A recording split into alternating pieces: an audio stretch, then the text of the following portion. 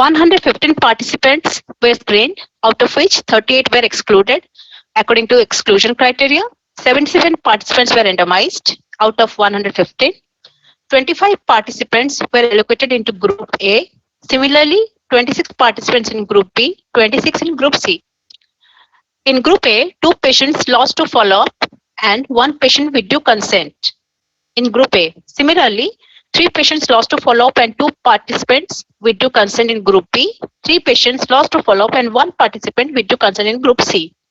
22 participants completed study and included in per protocol analysis in Group A. Similarly, 21 participants in Group B and 22 participants in Group C respectively completed study and included in per protocol analysis. Here, baseline parameters all are similar as suggested by p-values. As I mentioned, total 65 participants were recruited, divided into 3 groups, Group A, B, and C. Here, the median age of participants was 46 in years. Median value of HTR score was 28.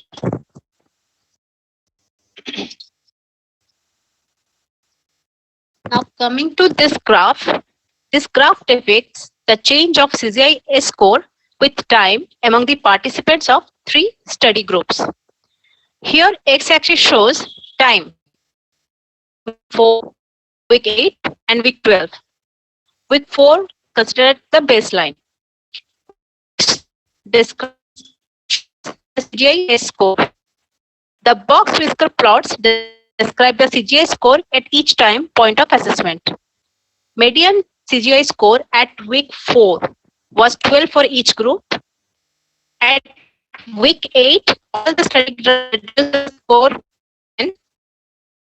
And at week 12, the CGI score, the median CGI score of Viazodone was 8 and 2 groups were 7. At week 4, the CGI scores among all the study groups were similar as suggested by the non-significant p-value. At week 12, p-value was 0.014, which suggests that there is significant difference among 3 study groups.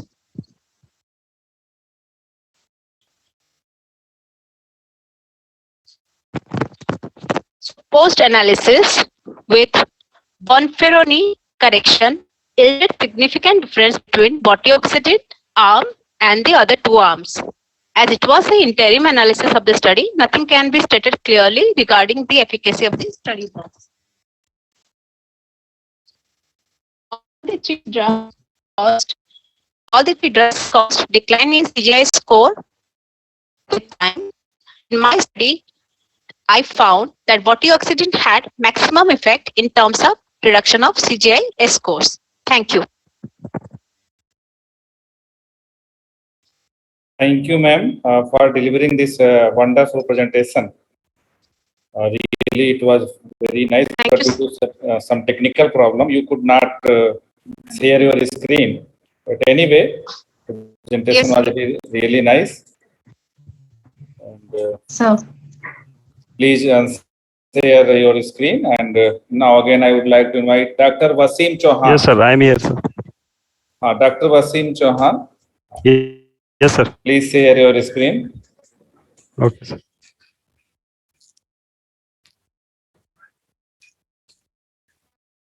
Sir, it is visible?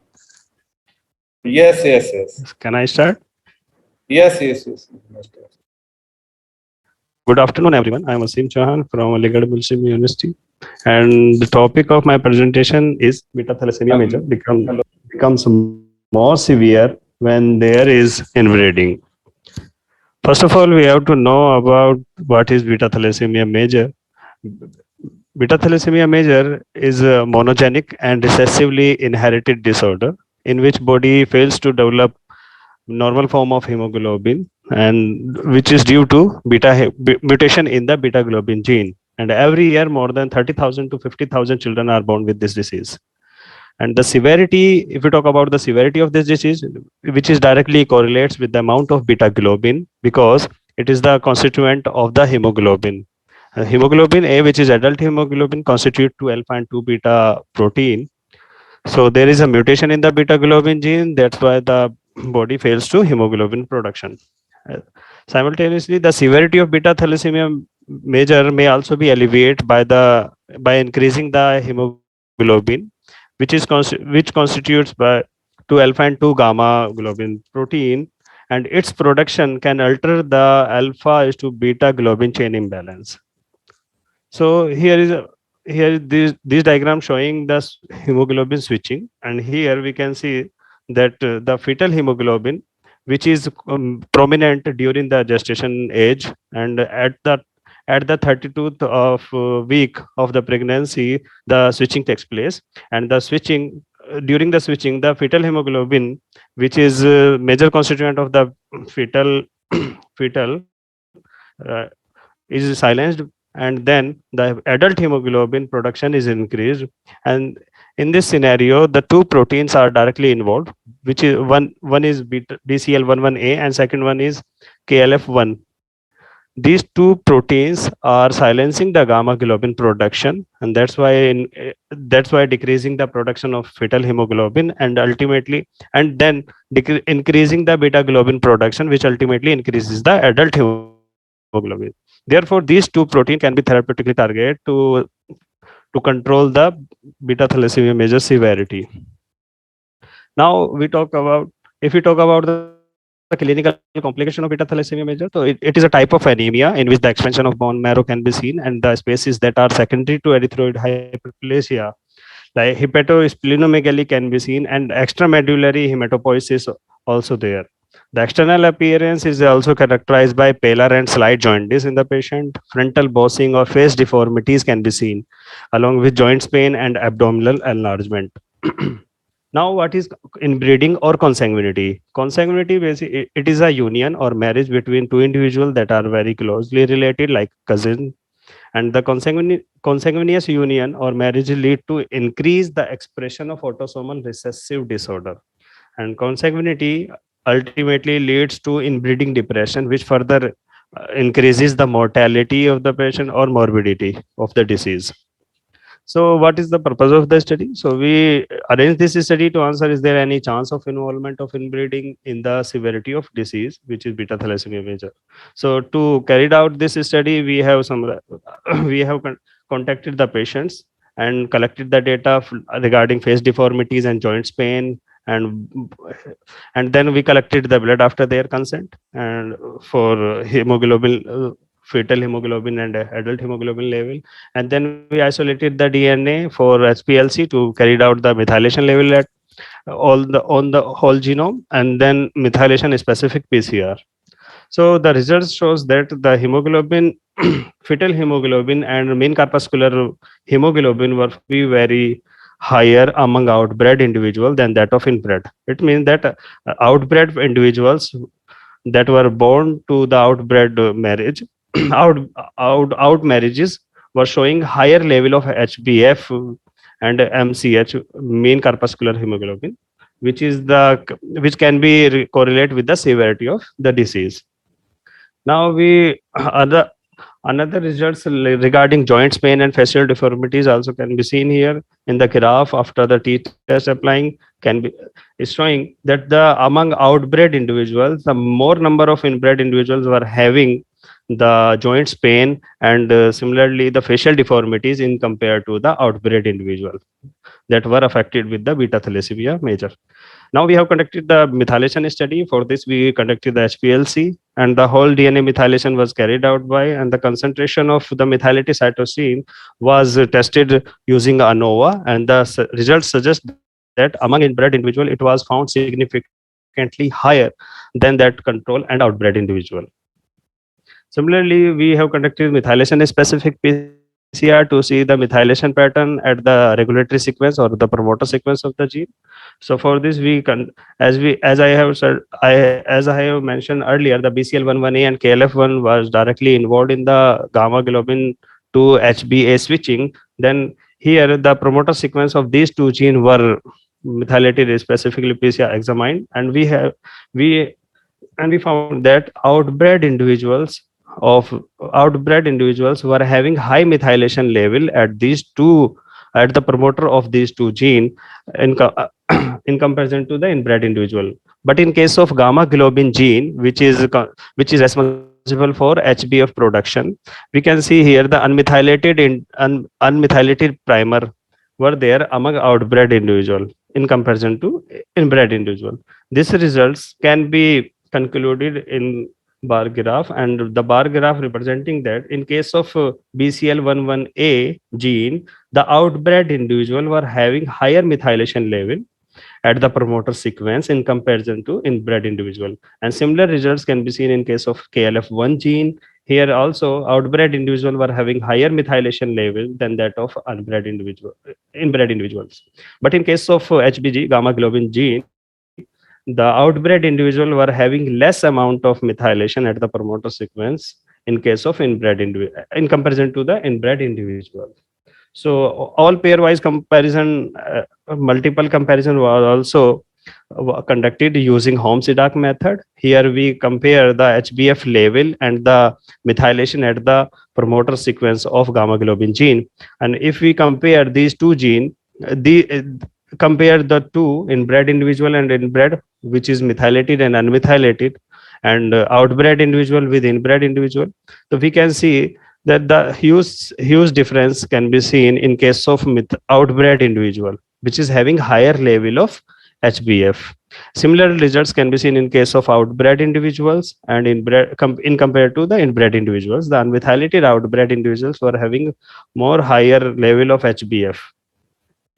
So these results can be can be pictorially illustrated the that in case of healthy individual, BCL11A and KLF are directly involved in the silencing of gamma globin gene and increasing the production of hemoglobin A by enhancing the expression of beta globin.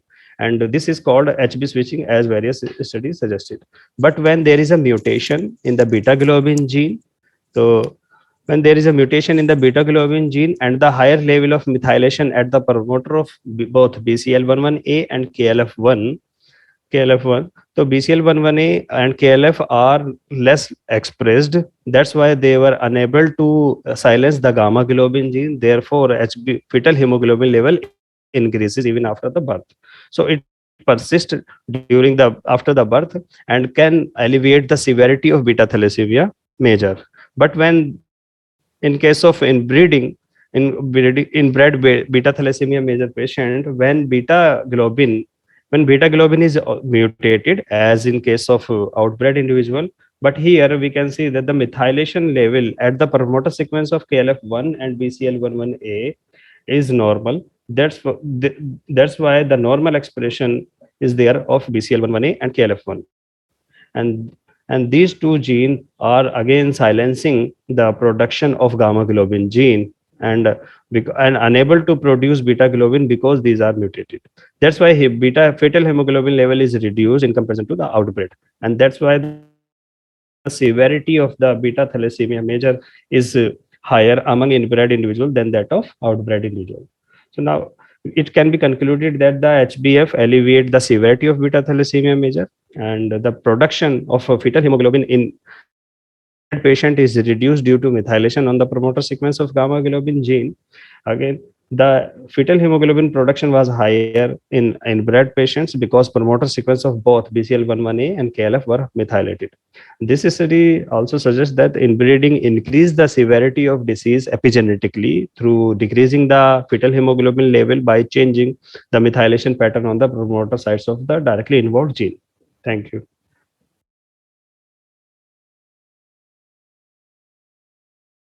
So I have finished my PPT.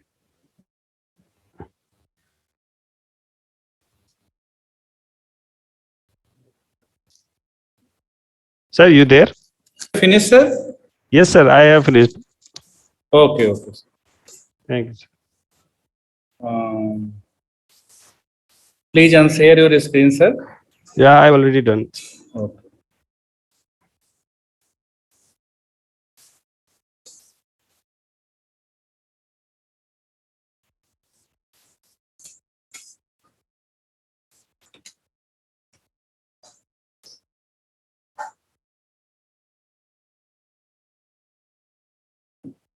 And our next speaker will be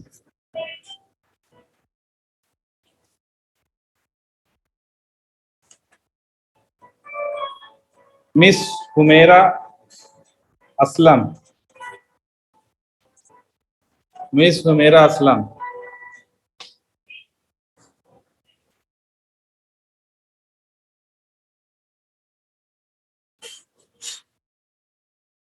Am I audible, sir? Yes, yes, yes. Good afternoon, everyone. I'm Humaira Islam, Research Scholar from Aligarh Muslim University. My topic is pathological changes in liver function markers associated with Echinococcus granulosus infection, buffalo. Hydatid disease is one of the most important cyclozoonotic disease, and it is caused by the dog tapeworm Echinococcus granulosus sensory lato. This tapeworm utilizes two mammalian hosts to complete its life cycle, a definitive host and an intermediate host. The adult worm inhabits the small intestine of the definitive host, while the larval stage develops in intermediate host. The life cycle starts as follows: that the adult reside in the small intestine of the definitive host. From there, the embryonated eggs are passed out in the feces. These embryonated eggs are either taken up by the intermediate host, involving omnivorous and herbivorous mammals, or either taken up by human through accident or close contact with the dogs. As dogs has no access to the carcasses of humans, so human act as dead end host. So the cycle continues between definitive host and an intermediate host. In intermediate host, these oncosphere hatches and penetrates the intestinal wall, and then hydatid cyst is formed in different organs like liver, lungs, etc. These infected organs are taken up by the definitive host, and cycle continues. It is a major economic and public health problem because the disease is not on because the health importance of this disease is not only due to its mortality but also due to its morbidity. Financial losses are because of consumption of animal liver, lungs, heart, and also due to carcass weight reduction in milk and wool production. The disease is characterized by the formation of fluid-filled cysts in different organs of the body, especially liver, lungs. Depending upon the size and location, the cyst eventually starts exerting pressure on different adjacent organs and causing discomfort and nausea. If the cyst is present in liver, it can compress bile ducts, causing obstruction that can cause abdominal pain, etc. As liver is an important organ that is involved in various metabolic processes, there are various functions of liver, like it is involved in metabolism of carbohydrate, lipids, amino acids, vitamins, and minerals. It causes synthesis of albumin, alpha gamma globulin, and clotting factors. It secretes bile and conjugation of bilirubin. It is also involved in detoxification of various xenobiotics, steroids, etc., and also act as a storage organ for various things like glycogen, vitamin B12, iron, and vitamin A. Because Echinococcus cause necrotic expansion as a result of increasing growth of parasite of larva, so it causes perturbation in the production of liver function markers. So the present study was carried out to analyze various liver markers in infected and non-infected host tissue. The study was carried out in Aligarh. The samples of infected and non-infected liver from buffaloes were collected from a local abattoir from Aligarh. And then these livers were brought to the laboratory, and liver infected and non-infected tissues were collected. Then homogenates were prepared and centrifuged. Supernatant were collected from that homogenates, and that supernatant was used for the analysis of various liver markers. The level of aspartate aminotransaminases and alanine aminotransaminases were measured according to the method of Reitman and Frankel. This method is based on the principle that AST converts L-aspartate and alpha-ketoglutarate into oxalate and glutamate, while ALT converts L-alanine and alpha-ketoglutarate into pyruvate and glutamate. These oxalate and glutamate then reacts with 2,4-dinitrophenylhydrazine and form a colored complex. This colored complex gives absorbance at a particular wavelength, and then absorbance was measured for further calculation. Acid and alkaline phosphatases were measured according to the method of Bergmeier et al. It works on the principle that ALP and AKP catalyzes the hydrolysis of the colorless substrate p-nitrophenyl phosphate to p-nitrophenol and phosphate. The liberated p-nitrophenol then forms a yellow color complex, and the absorbance was measured at 420 nanometer. The level of various liver markers were found to be enhanced during our study, as the level of ALT and AST was found to be higher in infected liver tissue as compared to non-infected liver tissue. The level of these enzymes clearly indicates hepatic damage, as the normal ratio for ALT and AST is less than 1%. In our study, we reported ALT and AST ratio to be more than 4%, so it clearly indicates hepatic damage. The level of alkaline phosphatase and acid phosphatase was also found to be increased in infected tissue as compared to non-infected tissue. Acid phosphatase is an hydrolytic enzyme that is secreted by various cells, while alkaline phosphatase is found in Kupffer cells. The level of both the enzymes were found to be increased in infected tissue because of parasitic infection. Conclusion: a liver tissue is a vital source of protein synthesis and detoxification. There are two types of liver cells, parenchymal or hepatocytes. The function of hepatocytes is usually disturbed during infections, like also it is also disturbed in parasitic infections. Liver enzymes like ALT, AST, alkaline phosphatase, and acid phosphatase can be used as biochemical indicators of liver infection ratio or liver damage caused by Echinococcus granulosus. In our study, an elevated level of ALT, AST, ACP, and AKP has been reported, which is an indication of hepatic damage. The increase in AST, ALT might be due to necrosis or cholestasis of the hepatocytes. Alkaline phosphatase are a group of enzymes in the cell that lines the biliary ducts of liver. The presence of hydrated cysts cause irritation in these ducts and stimulate these cells to excrete more ALP. Our study caused increase enzyme activity in infected liver tissue, which could be considered as a pathological reaction caused by the parasite. As surgery is the only cure for this disease, and there is a risk of development of secondary infections during surgery. So all these markers can be used as complementary indicators, which may support the radiological diagnosis of hydrated disease. Additionally, early and chronic infection of the liver with E. granulosus can be determined based on the level of these markers, in particularly ALT, AST, ALP, and AKP. Thank you.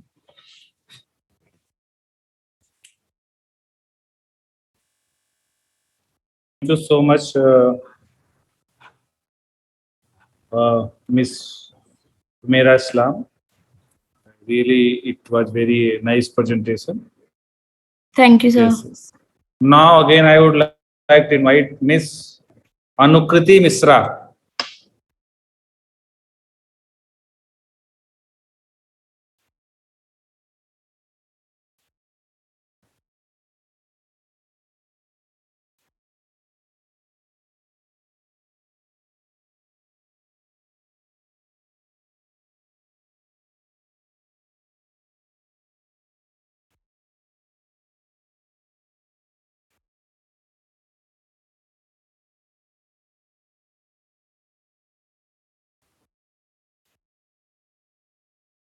Mr. Nitin Dwivedi.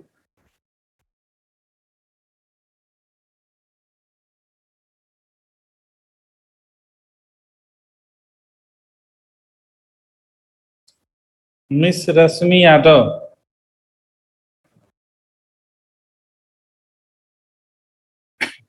Dr. Hina.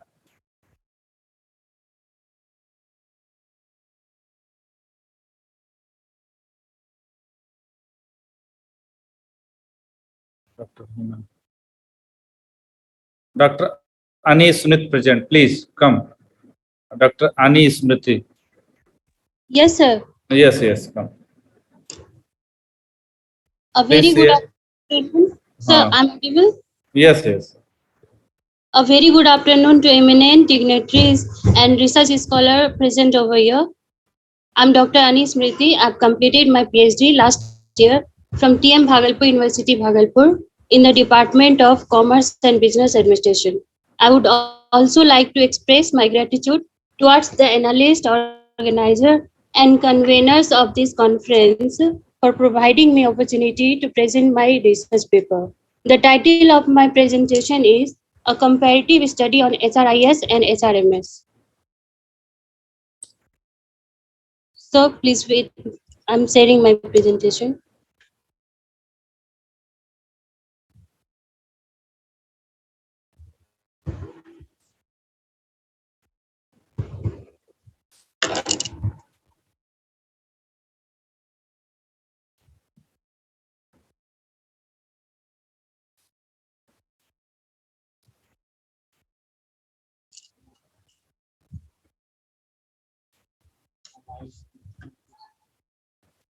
How to connect.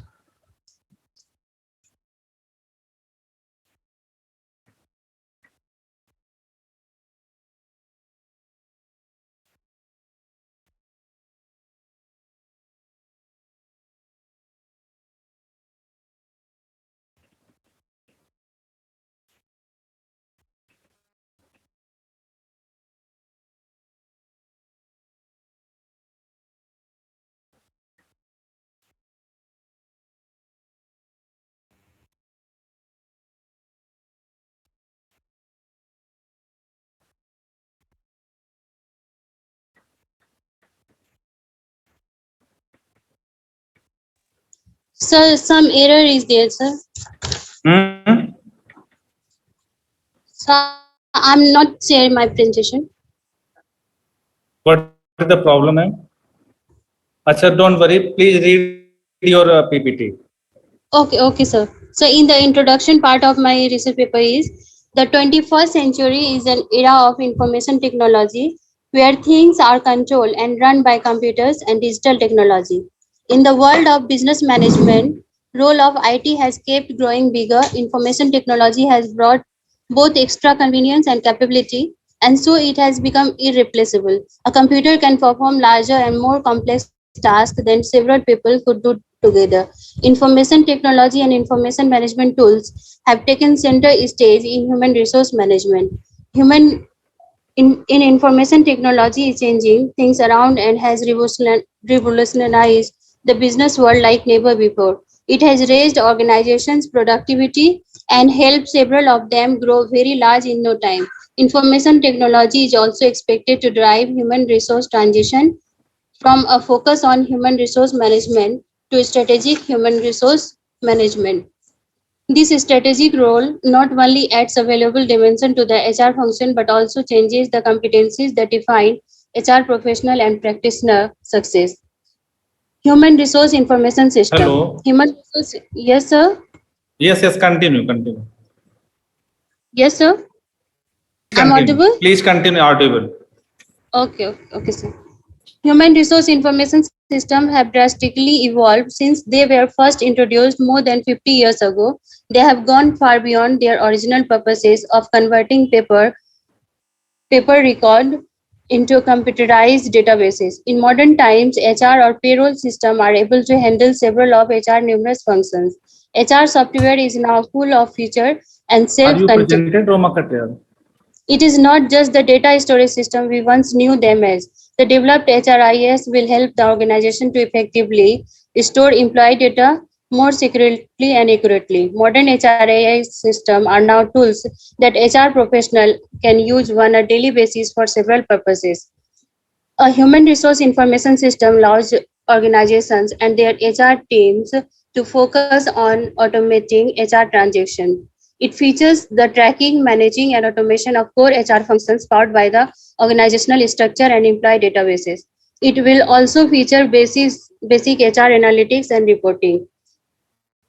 In HRIS, common transactions include our core HR changes, change the name, change addresses, change request of any kind, employee life cycle change, employee database record, employee self-service, applicant tracking, onboarding, offboarding, payroll functions, leave requests, leave projections, time sheets. The value proposition of an HRIS system is maximizing success via automation of core HR transaction in employee acquisition, life cycle, performance, development, and retention.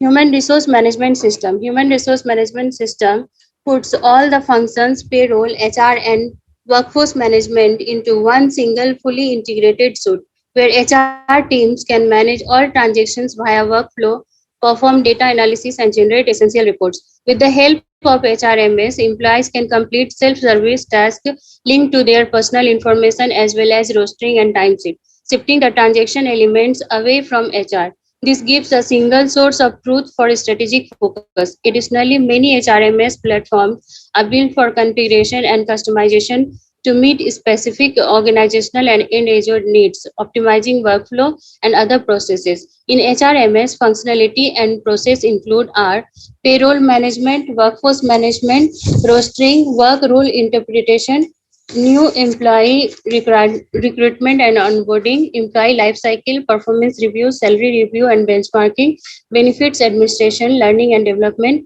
succession planning, employee scheduling, and self-service. For organizations that want to leverage their human capital assets for maximizing impact, the right technology strategy is essential. Differences between HRIS and HRMS. The human resource department of any organization is not just about executing a recruitment process efficiently or firing employees for small and medium level businesses. It also handles critical issues regarding the management of human resources and the information system, as each of these key processes significantly contributes to the growth of business as well as the wealth of its shareholder. The human resource management system is mostly used to track the performance of company employees, their training needs and leaves. It is also used to anticipate employee needs for future recruitment. This system can be taken as an application that manages the human side of HR. HRMS is typically used to evaluate employee satisfaction with the help of survey or data entry forms. In many organizations, it is used to plan performance reviews and to track the concern or issues that are identified in these reviews. It further provides the estimate of an employee's progress in tackling those concerns on the basis of subsequent reviews. The human resource information system, on the other hand, tracks the information related to employees in more detail. It not only keeps the updated contact information, a social security number, and withholding tax information of an employee, but also maintain the latest benefits information, the updated scheduling needs of employees and attendance for each department. HRIS is also used for the computation of the healthcare cost of each employee and the turnover rates. The benefits of this system are that it saves time and allows us to focus on managing the production process, planning company sales, and searching for new markets to expand our business. HRIS and HRMS system are very similar in function and means. Most of their features and modules are the same, such as personal tracking, absence management, training, and development management tools, workflows, benefits administration, and recruitment tools. Both human resource information system and human resource management system automate HR tasks and processes and functions as a summarizing platform for workforce information. The main difference between the two software is the complexity of the tools they provide. HRIS is more basic, focusing on the most essential details, while HRMS is a bit more complex and extended. An HRMS system usually includes all features of an HRIS with additional tools and features, while an HRIS system might be an ideal pick for a smaller company. A modern, well-designed, and user-friendly HRMS incorporates every kind of HR-related software and application, making a more effective flow regarding the HR action. Some of the basic differences between HRIS and HRMS are discussed below. In HRIS, the scope is limited to the entire employee information. In HRMS, focuses on all the HR processes and activities related to an employee from recruitment to retirement. This integrates the core HR functioning with the candidates or employee tracking. It allows users to perform tasks, analyze critical data trends, create and manage reports. A good HRMS also incorporates the detail and functioning of HRIS. In HRIS, holds static information like permanent or current residential address, contact information, educational qualification and credential, tax information, official ID numbers and details, tax or official benefit and other such details. In HRMS holds dynamic information like attendance, leaves, payroll, ESS, performance, rosters, appraisal, meeting, other schedules, etc. In HRIS, the benefits regular tracking for the administration department. In HRMS, benefits the core HR activities with the regulated workflow for internal employee activities and performance.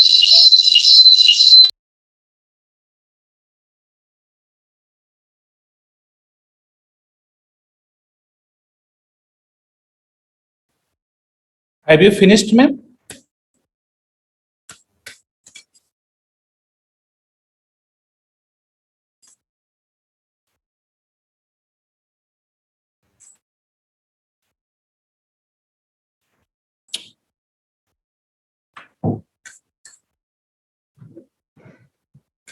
Have you finished, ma'am? No, sir. Okay. Choosing the right solution.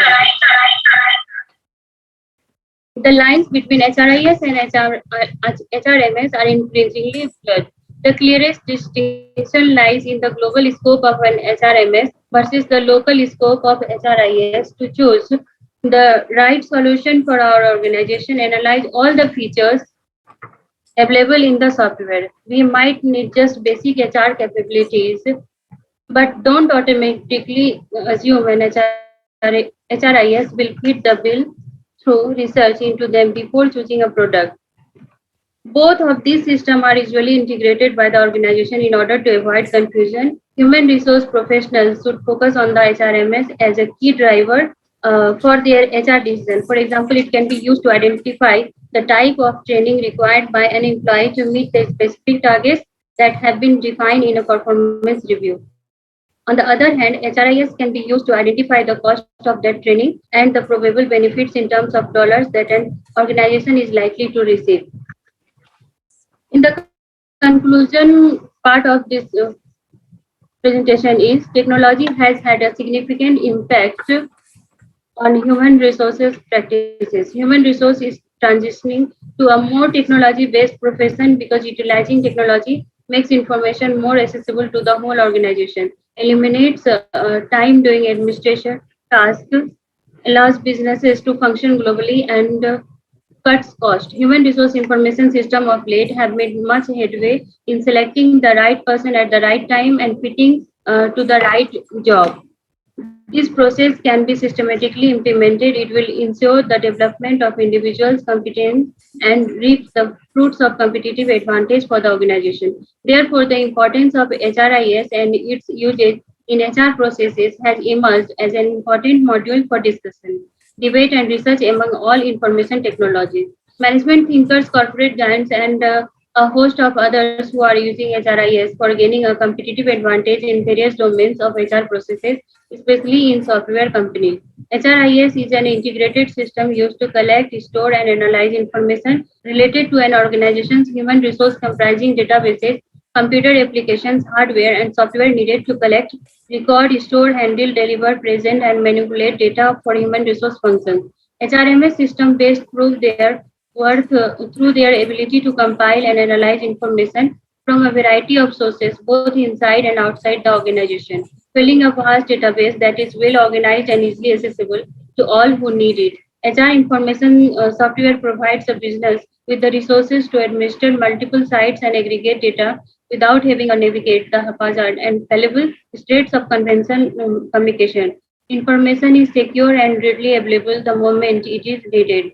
There need be no fear of lost data or neglected crucial items. Therefore, for an improved and better decision-making process, use HRMS as a tool to identify our requirements and then apply HRIS to determine the expected cost and benefits of meeting those requirements. Thank you, sir.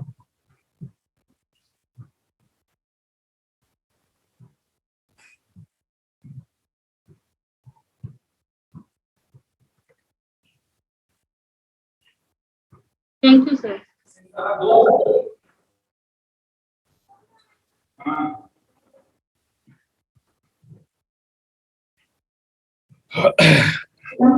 Thank you, ma'am. Really, it was very nice presentation delivered by you.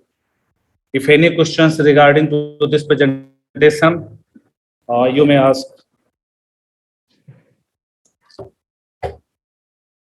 No, sir. Thank you so much. Thank you so much, ma'am. Okay. Okay.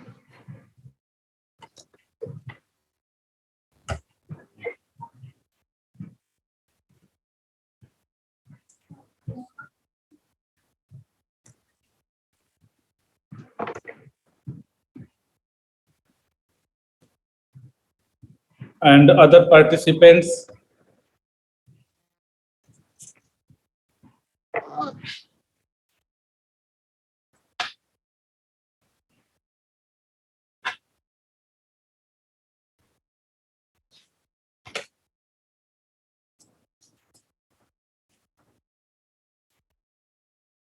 Miss Rifa Ansar.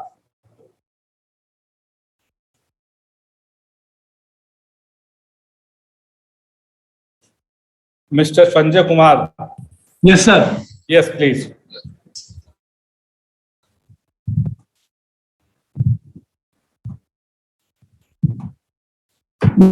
Myself, Sanjay Kumar, Assistant Professor in Special Education, Dr. Sakuntala Mishra, National Rehabilitation Institute, Lucknow. My topic of presentation is a comparison of forward and backward chaining strategies in teaching activities of daily living to adolescents with intellectual disability.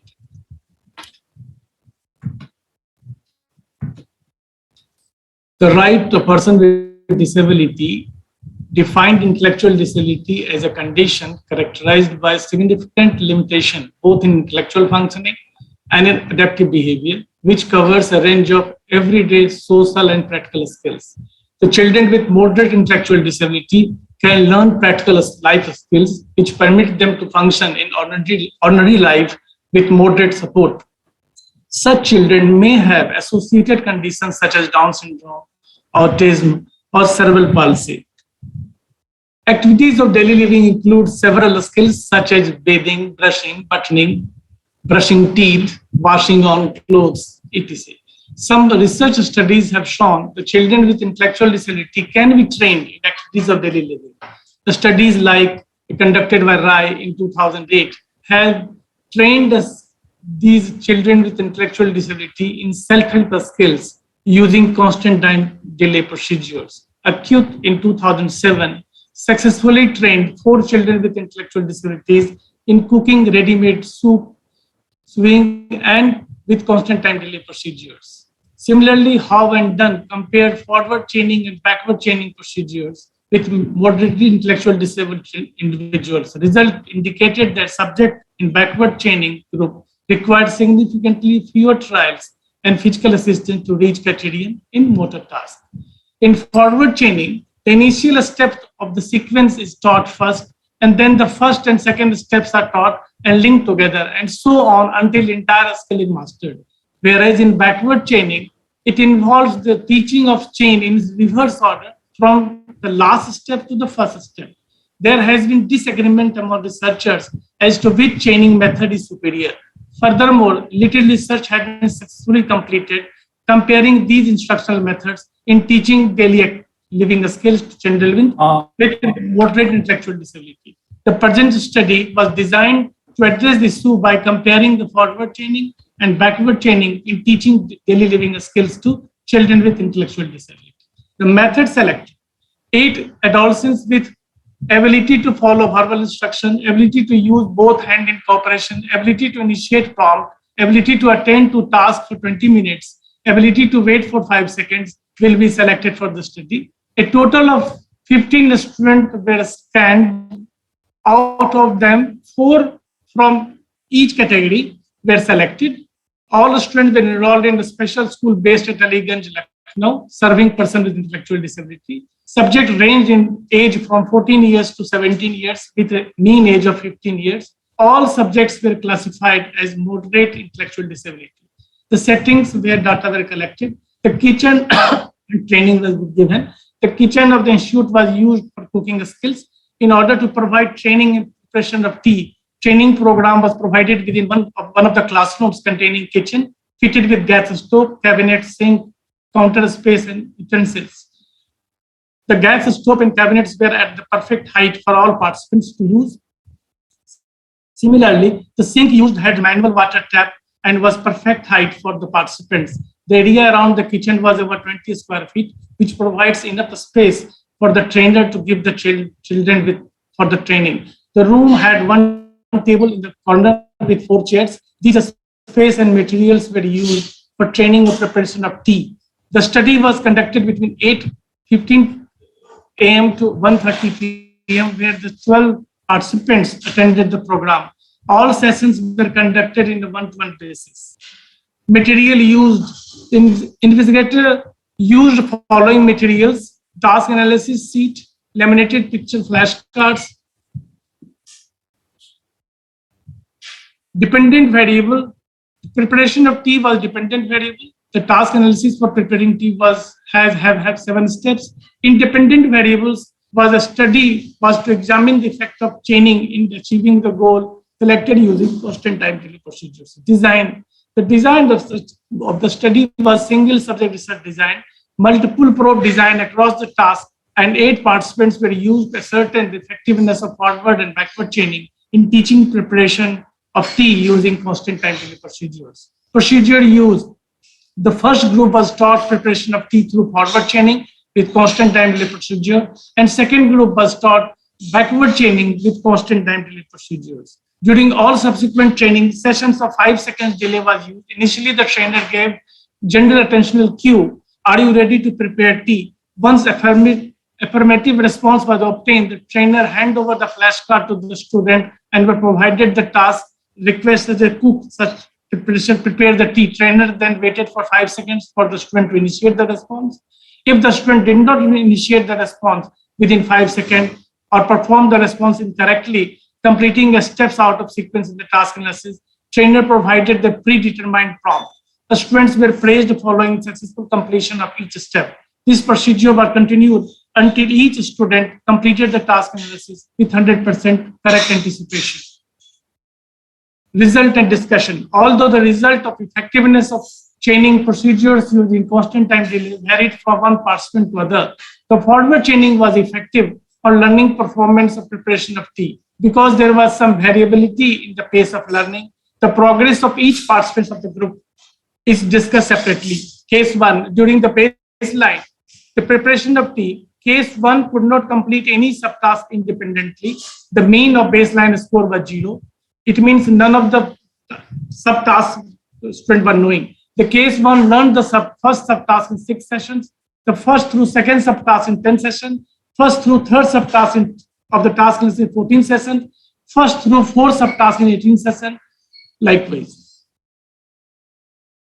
Case 2, his baseline data before intervention revealed that the case could not complete any of the subtasks of preparation of tea. The case 2 learned first through second subtask with 0 second delay in 9 sessions and 5 second delay in 10 sessions.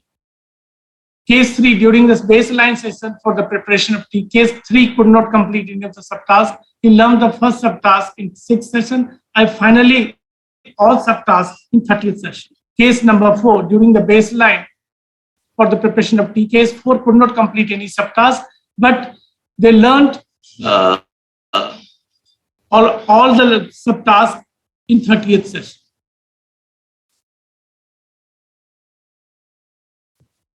Four subjects of other group using backward chaining with constant time delay procedure were used and were also examined individually. Forward chaining and backward chaining. The study examined the relative efficacy of forward chaining and backward chaining strategies using constant time delay procedures in teaching tea preparation to 8 adolescents with moderate intellectual disability. Efficiency data of the forward chaining, backward chaining of each participants are discussed in this slide. Case number 1. They learned the task in 30th session with 42 trials, and the number of errors percentage were 6.2, and total duration of instruction provided were 139 minutes. Case number 2, using forward chaining strategies, could not attain the set criteria, but errors were 6.2%, and they took almost 163 minutes to learn the task. Case number 3, they learned the task in 30th session with 41 trials, and the total error percentage was 2.1, and they took almost 122 minutes.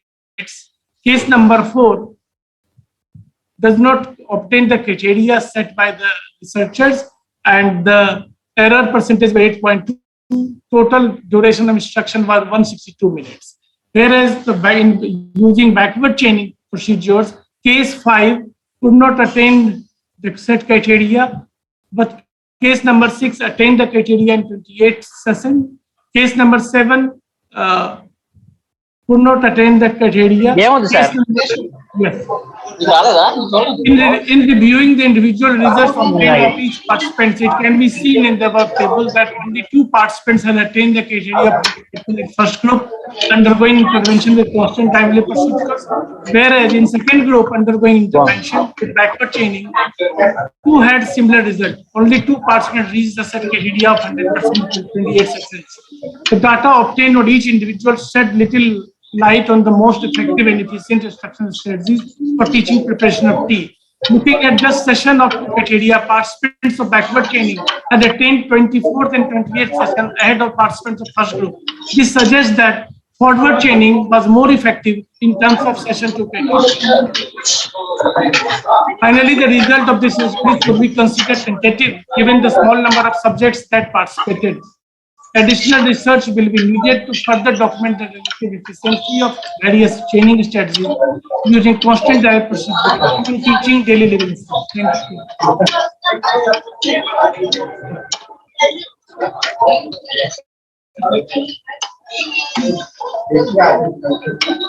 you. Please off your mic. Shiv Shankar. One. Yes, please start, sir.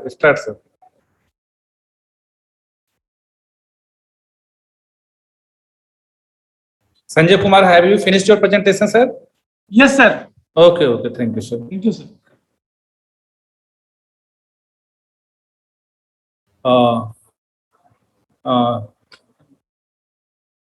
Miss Tabassum. Can I start presentation? Your name? Amrit Mishra. Yeah, you may start. Okay, thank you, sir. Please share your screen and start your presentation. Okay.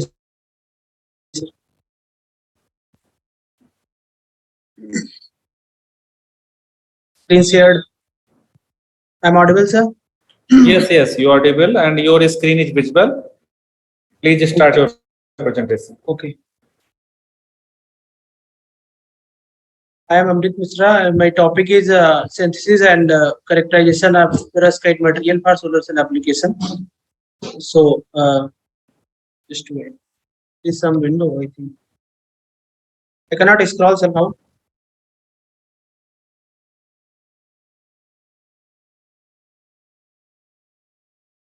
Please go on full screen. Just wait. Wait, sir. It's fine. Off-grid renewable solar power system. So what is this? Okay. Number 1, solar off-grid is a system which mainly used the sunlight and converts the energy into electricity. Second one, the off-grid system refers to a system which is not connected to any electrical grid. This kind of system is installed in the area where there is little excess of electricity. This is the figure 1, shows energy harvesting diagram of the solar grid. So here is we are using PV generator, and this is the connector of that whatever the electricity generating by this one. So we can bypass through this, and after that we can use this electricity consumed household, as well as we can recharge the battery, which is very useful in the time of night.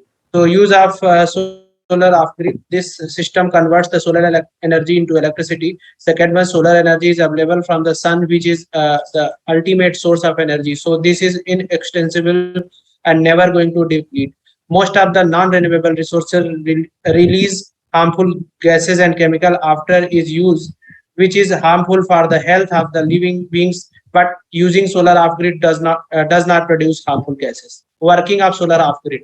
How it works: solar panel absorbing the sunlight, the DC charge is stored in the battery. Then it is transferred to the controller, which maintains the flow.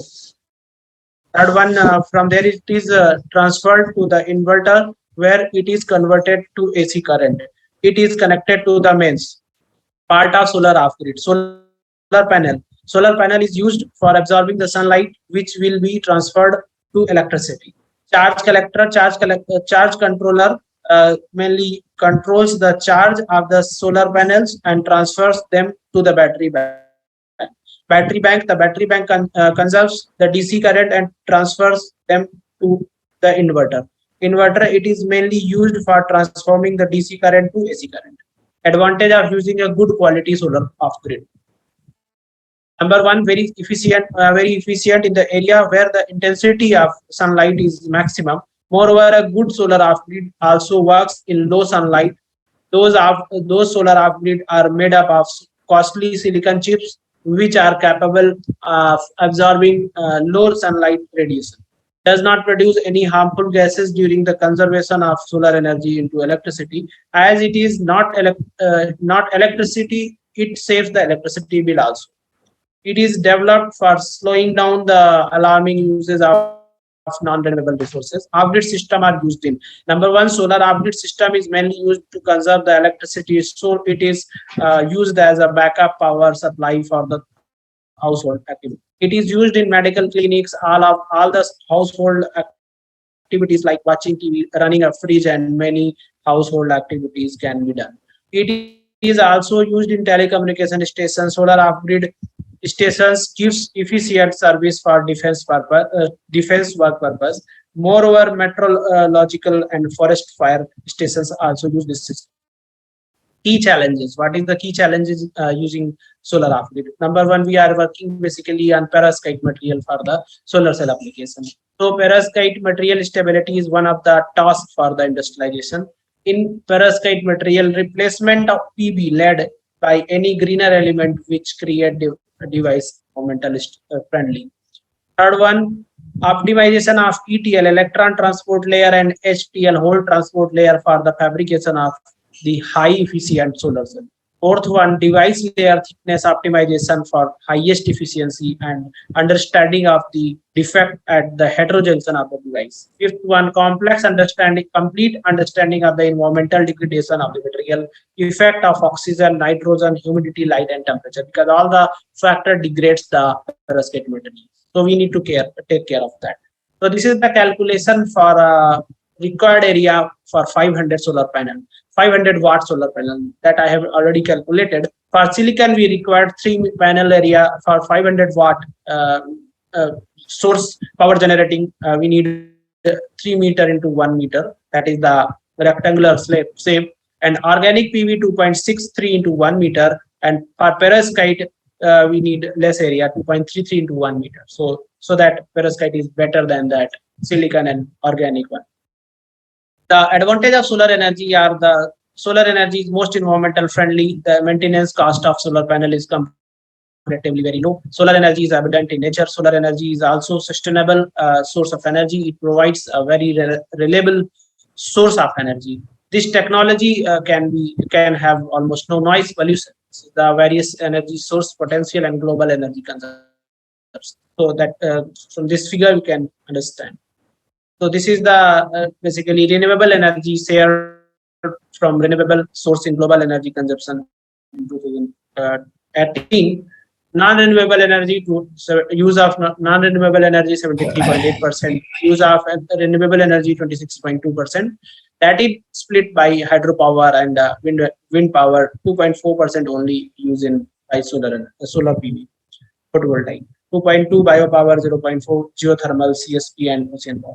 What is solar cell? The device which converts photonic energy into the electrical energy generation based on photovoltaic effect is known as solar cell. The conversion of optical energy into electrical energy is a physical and chemical phenomena. The solar cell generates energy because of the IV curve exists in the fourth coordinate product of IV gives negative value, which is negative power, that means power generation. The operation of solar cell is based on three main parts. Number one, light absorption by the photovoltaic material and generate electrons and holes are excitons. Combinedly, we can say excitons. And second one, opposite types of charge carrier separation. Third one, separate charge carriers extraction to an external circuit by applying external voltage. Parameter of solar cell. The basic parameter of solar cell is listed below. IV characteristics of the device are circuit current, ISC of the device, and the area of the solar cell, that is very important. The number of photons, the spectrum of the incident light we are using, the optical properties, the charge carrier collection probabilities, and open circuit voltage, VOC of the device, fill factor of the device, efficiency of the device. So mathematically, we can write VOC is equal to this one, and fill factor IMP, VMP divided by ISC and VOC. So eta is equal to, that is the efficiency, VOC, ISC, FF divided by power input. This is the comprehensive study of the perovskite material for solar cell, and this is the device structure that we are using. Lower one is the FTO, fluorinated fluorine doped tin oxide, and the compact TiO2 hole blocking layer. And this is the photovoltaic material CS3 and S3 PBI3 that we are using, which is heart of solar cell. Actually, it generates electron and holes. Spiroamidite is the hole transporting material, and you use the gold contact for the electron and hole extraction. And this is the JV characteristics at 300 Kelvin of the perovskite material. So this is the at 300 Kelvin we can calculate current density versus voltage. And this is the comparative study. When we increase the temperature, the device is still stable. That is good, because if increasing the temperature, then continuously efficiency decreases, but up to 400 degree Kelvin, we get still 11.13% efficiency, though. So we can say like that it is stable on the behalf of temperature. For the industrialization, we need stability also. So this is the JSC versus time. So this is the current density. When you increase, basically initially dry air plus humidity inside the chamber, and the solar cell kept inside the chamber at 17%, and then keep the flux open for 300 seconds, and humidity was finally around 50%. So in that case, continuously, if we increase the humidity, then photocurrent density decreases continuously. That we can observe from the figure versus time. So this is the variation of current density with decreasing humidity. When we decrease humidity, then continuously photocurrent increases by sending dry nitrogen. This is the noise spectroscopy of the typical perovskite solar cell. So this is the PSD, power spectral density versus frequency. So basically in solar cell, it is a CS3 and S3 PBI3 is the semiconductor material. So that is very famous, like spurious noise, that is we can get 1 by F type of noise. So initially when the efficiency, when the humidity is less, then when we found from red data and this one, that data, we found the 1 by F noise. When efficiency is still like humidity increasing by 80%, humidity increasing, and UV exposure after 10-hour degradation, we can our solar sample becomes degraded. So 1 by F type of noise vanishes. That we can see from this. And this is the recovery of the perovskite material. So quick degradation is not possible in the solar cell, because at relative humidity was 17% and relative humidity was 50%. So it is very similar type of result, and which is diatic behavior. So quick degradation is not possible, and under dark condition, this solar cell is recoverable, because 80% humidity till 82% humidity, it is still recoverable. So this is the XRD of the device. So X-ray diffraction is very powerful tool for the investigation of the crystal structure material phase. We found from the XRD spectra of the perovskite film two high peaks of angles 14.1 and 28.5 for the lattice 0.110 to 20.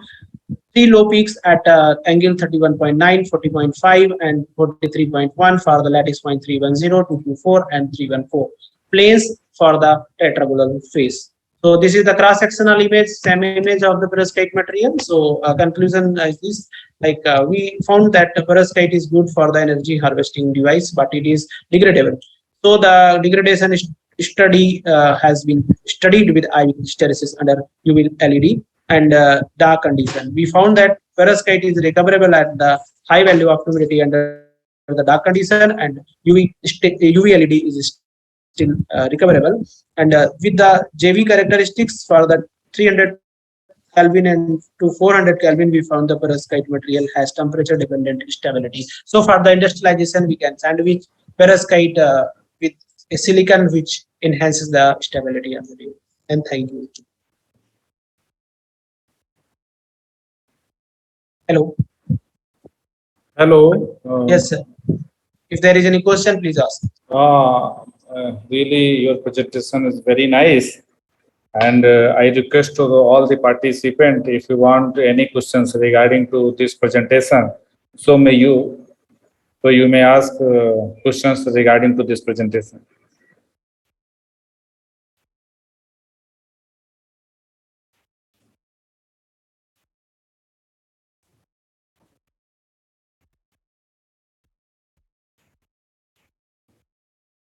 So I think there is no question. So Okay. Thank you, Dr. Amit Misra, for delivering this wonderful presentation. Okay. So you can start your share. Okay. Thank you, sir. Thank you, Professor. Now, Hello. I would like to invite Dr. Tabassum. Hello, sir. Yes, yes. A very good morning, good afternoon to you all. My topic is history as interdisciplinary practice. So I shall start. The term interdisciplinary is applied educational and training pedagogists to describe the studies that use methods and insight of the several established disciplines or traditional fields of study. So, history as a subject, interdisciplinary with other subject. I am taking only the three subjects or the field that interrelate with the history, that is political science, anthropology, and the literature. According to the EHCAR, history is a continuous process of interreaction between the historians and its facts, unending dialogues between the present and the past. Professor Renner laid stress on the social role of the history, so defined history as the memories of the society. If we go further, we see that the hence history is a narrative of the past event which have been molded and the density of the mankind. Based on above definition, history does not only study the past but with the significant things as it relates to the man's development. The nature of the history is exemplified in its ability to deal with the facts, human past, and the concept being dynamic. Historical method and the methodology have been changed, and the particular response to the influence from other disciplines.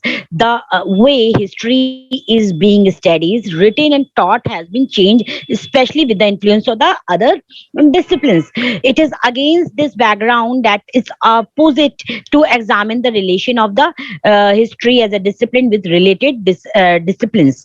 History being the record of the past and the movements, their causes, interrelations, require techniques, concept, tools, and analyze for related disciplines to meaningfully document the occurrence and the event of the society have been Investigated. History as a discipline is characterized by the different approaches of the data collection for the historical reconstruction as help to collaborate, correct, and confirm uh, exacting historical data. Is therefore imperative to examine the various source, methodology, or approach of historical writing. That's why if we discuss the relationship with the archaeology or the anthropology with the history, the roles of two disciplines to be examined and evident in the contribution to the historical writing. That is, prehistorical writing was influenced by the archaeology and the anthropology, culture, history by anthropology. History and the anthropology. Anthropology is the area which contributed very largely to the study of the human society. In brief, it is a study of human. You can say that. Physical and the culture anthropology, or bracket social anthropology. Physical anthropology concretes on a physical evolution of a man. Culture anthropology study the way of the life of the people.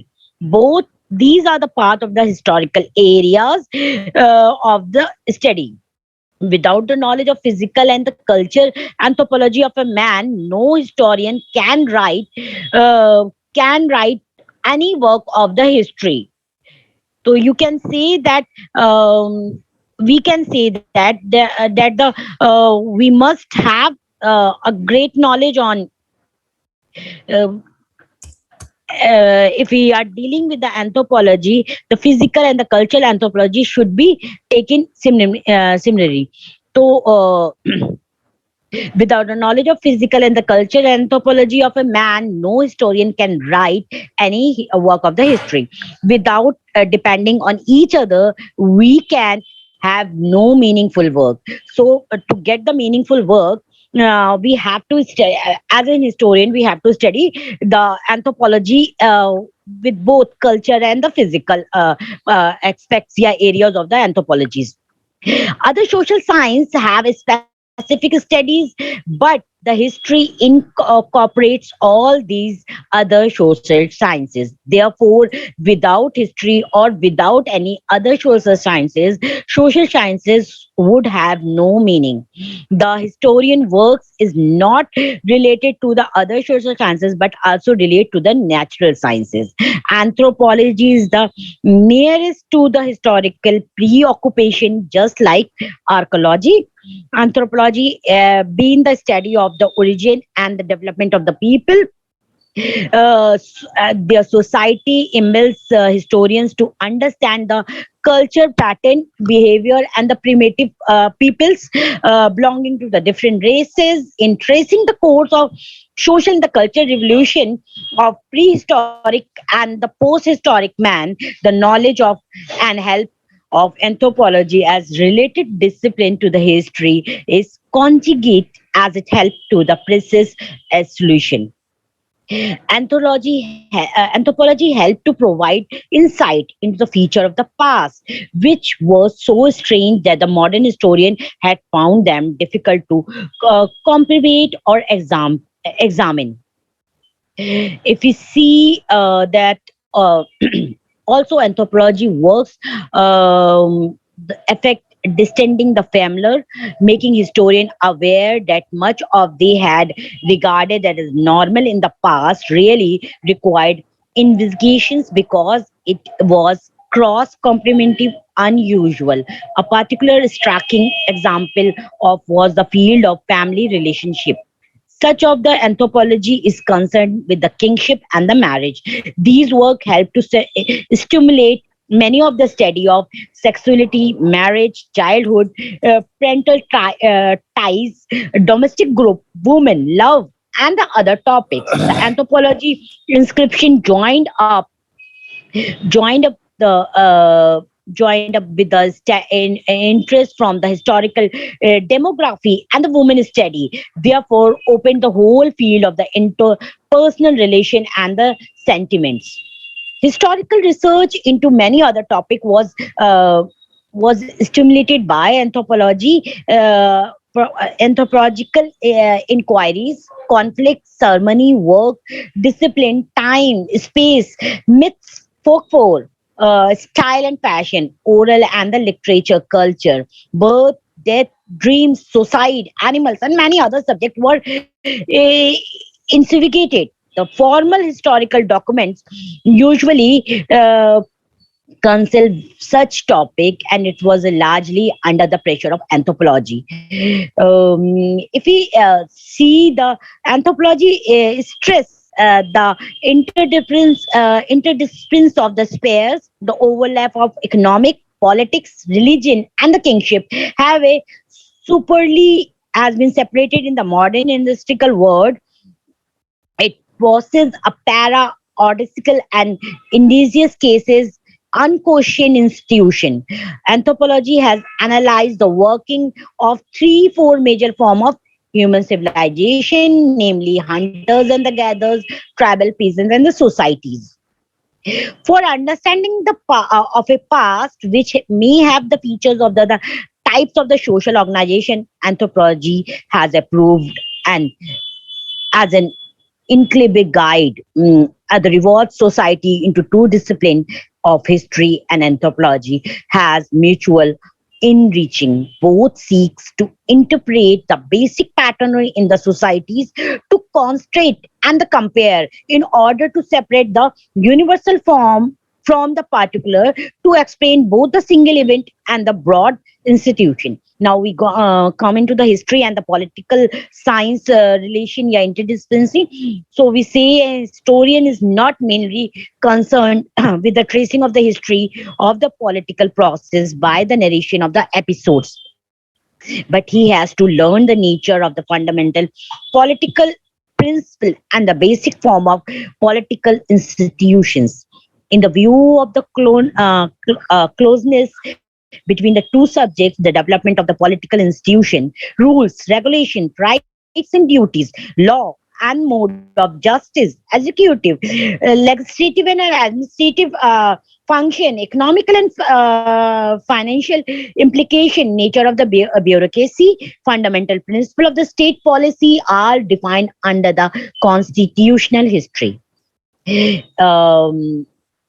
As far as Professor Acton has correctly pointed out, the science of politics is one science that deposits by the stream of history like the grains of gold in the sand of a river.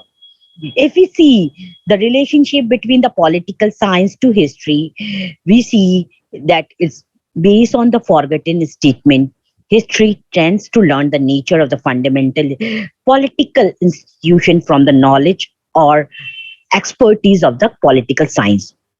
As political science is beneficial to history, so history helpful to study the science, because political aspect is a part of the whole range of the activity recorded by the historians. In fact, a knowledge of history is somewhat meaningless if the political bearing of the event movement are not accurately evaluated. I'm not giving the example due to the lack of the time. The history, just going through the major part of my paper. The history, you can say, how much contribute to the political science. Yeah, contribution of political science to history. The political science is closely related to history. The relation between two is so deep that some scholars like Freeman go to extent observing that history is the past politics and politics is the present history. Another political thinker, Singh, also writes, history without political science has no fruit. Political science without history has no roots. All political institutions, states, government, legislative, executive, judicial, and other have the history of evolution behind them. Without studying their history, political science cannot really study their contemporary nature, position, and relation among these. Hence, political science always take help of history for studying political institution. That is why we say the history of evolution from the emergence gradually evolution into the contemporary forms, power, function, mutual relations, and relative positions. Likewise, the study of history initially needs a study of the political implications of all historical events and development in each society. Without such an exercise, history gets reduced to a mere narration of events, episodes, and developments. History depends upon political science for getting knowledge about the political dimension of historical events. History of political institution consists of a rich area of history. Political creates history. The action of the state government, political parties, political leaders, rulers, statesmen, and politicians, diplomats all create history. We know all this. The political events, such as in India, the movements like Jallianwala Bagh tragedy, 1919, non-violent non-cooperation movement in 1920, the civil disobedience movement in 1930, and the Quit India movement in 1942 have been the handiwork of the political leaders. History of India stand determined by these. All actions of rulers and power holders always create history. Political science make history a fruitful and interesting. Without political science, history gets reduced to mere description and narration of the event and facts. It is political science which provide meaning to the history, make it interesting and rewarding. History of kings, wars, and they wars that they fought, struggles to the people against the direction, against the dictators, and all political acts make history interesting. Political leaders make history. We know all that. If we says the events or the were the main causes to make the history interesting, so we can say the political leaders. If we see in our India, the contemporary time political leaders, yeah, power holders, you can say the word, determine the course of the history by their policies, discussions, and action. The leadership of Mahatma Gandhi gave a turn to the history and inbuilt Indians to secure freedom from the clutches of the British imperialism. Vision and the discussion of men like Jawaharlal Nehru, Sardar Patel, Maulana Abul Kalam Azad set the tone of India history as the independent nation. Mrs. Indira Gandhi's roles in Bangladesh Revolution War against Pakistan and her decision to impose emergency rule in 1975 gave a particular push to Indian history. Political science depend upon some, not all at all. Recording in progress. Political science depend upon some all historical facts, where history is a chronological records of all events and developments.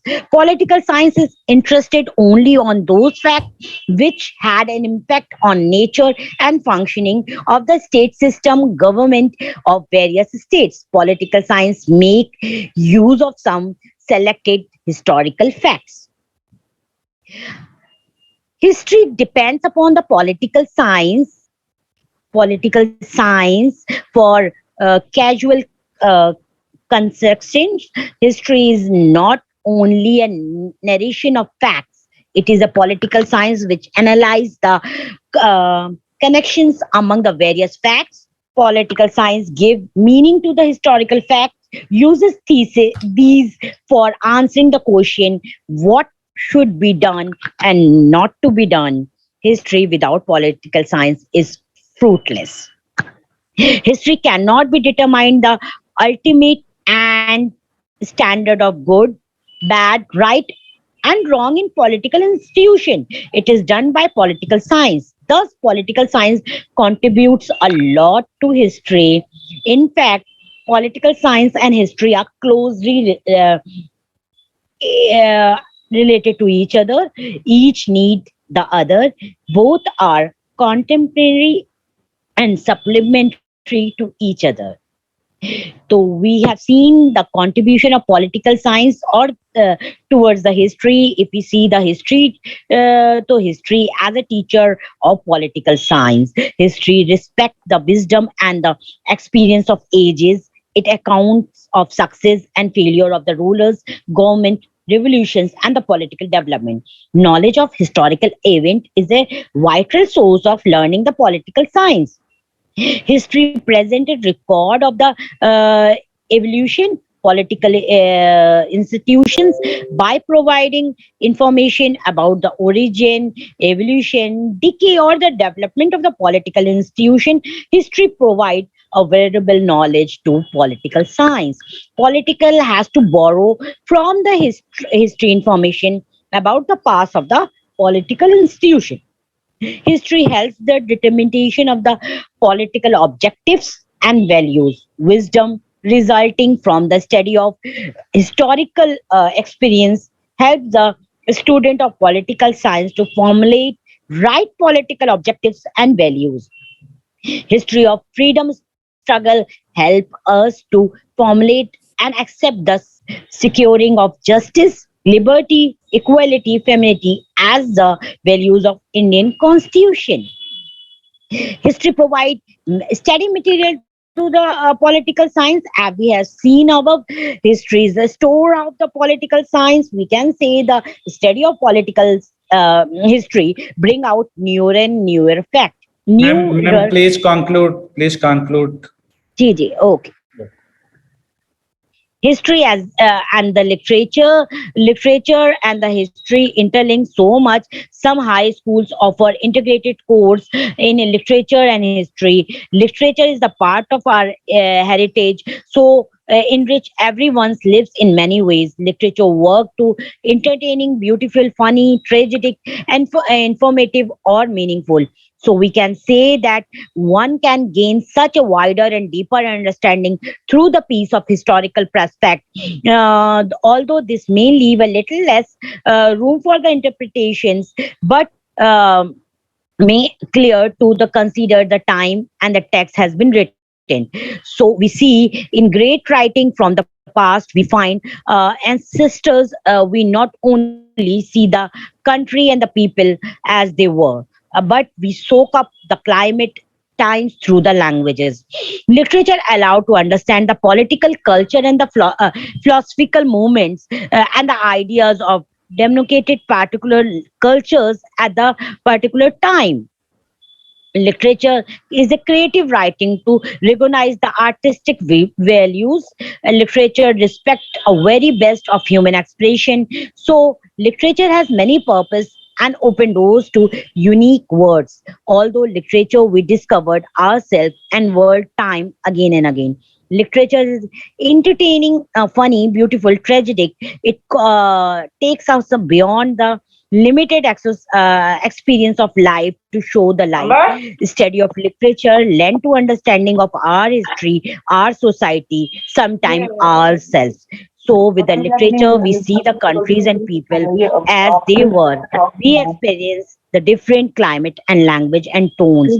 Literature also give us the glimpses of such ages. These glimpses are our immigration back to root of our culture.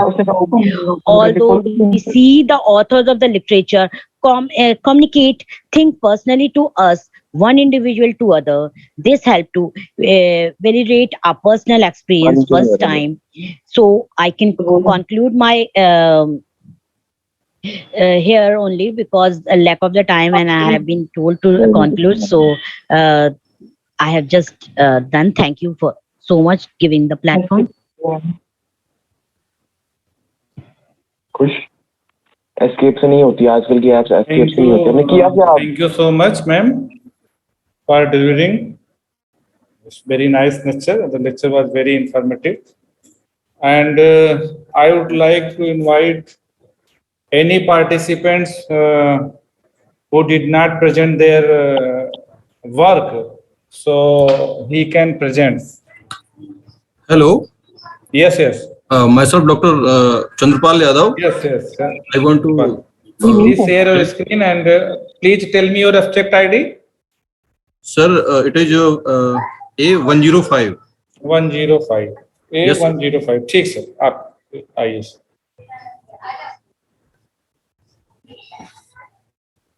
Yes, yes. Sir, it is Yes, visible. yes, visible, sir. Visible. Okay. So first of all, introduction. Just a minute, sir. Just a minute.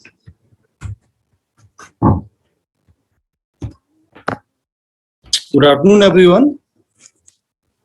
Myself, Dr. Chandrapal Singh Yadav, PSM Department, GRMC, Gwalior. So first of all, introduction. Adolescent is the age between childhood.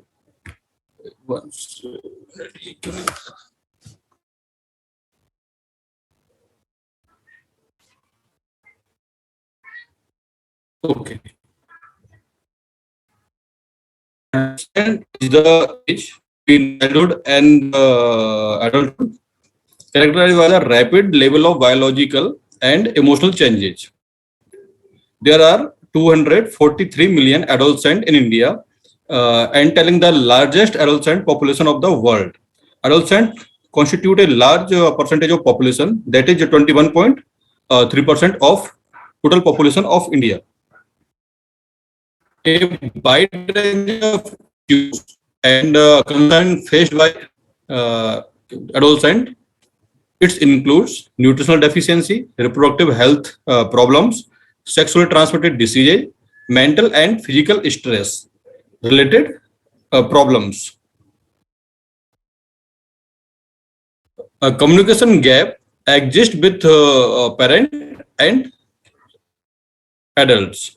Habit and behavior picked up during adolescence have a lifelong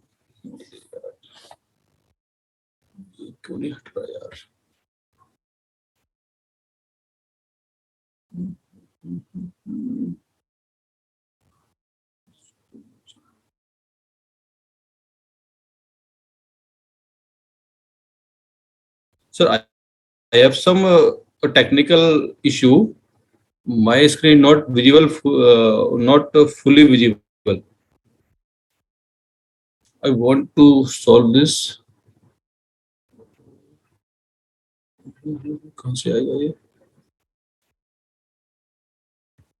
Okay.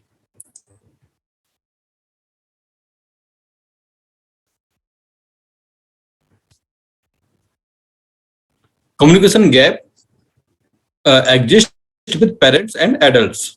Habit and behavior picked up during adolescence have a lifelong impact. Adolescence is the last chance to correct these mal habits. The present study has been conducted to estimate the major adolescent health problem in Madhya Pradesh district, Datia, India. Now, methodology. This is a community-based cross-sectional study comprising of 332 students from 9th to 12th standard from the 3 schools of district Datia, conducted during a period of February 2022 to April 2022. After taking permission from the school authorities, a briefing was done narrating the purpose of study, maintaining confidentiality regarding the study participants. A pre-designed, pre-tested questionnaire was presented to the participants after citing the verbal informed consent. They were given option to leave the study at any point of their own free will. Data was analyzed using Microsoft Excel. Now come to the result. Study comprised of 332 students with 188 boys and 144 girls.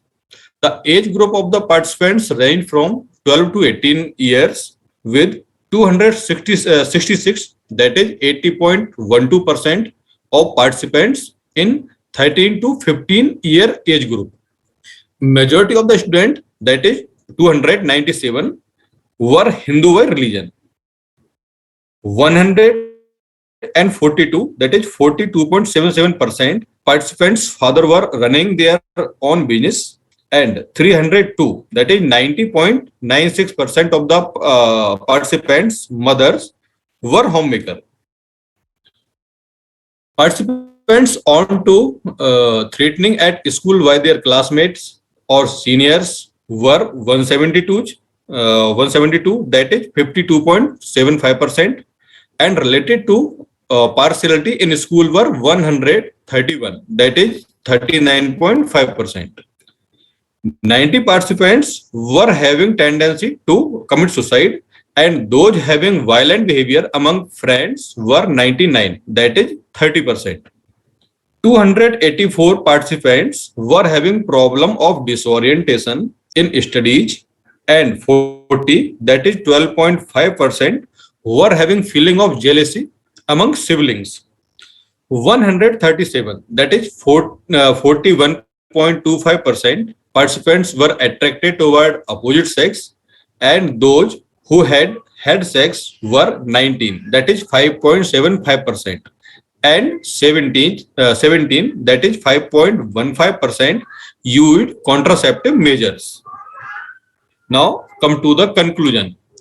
Study concludes that a large number of study participants showed a tendency of violent behavior with their peer group, and a large number of them were having suicidal tendency.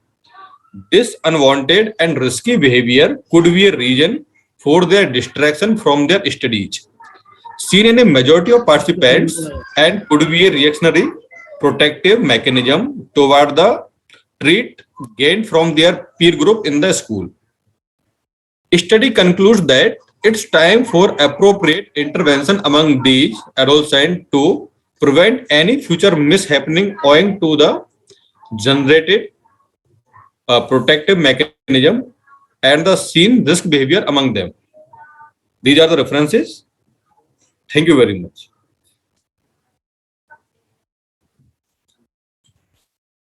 Thank you so much, sir.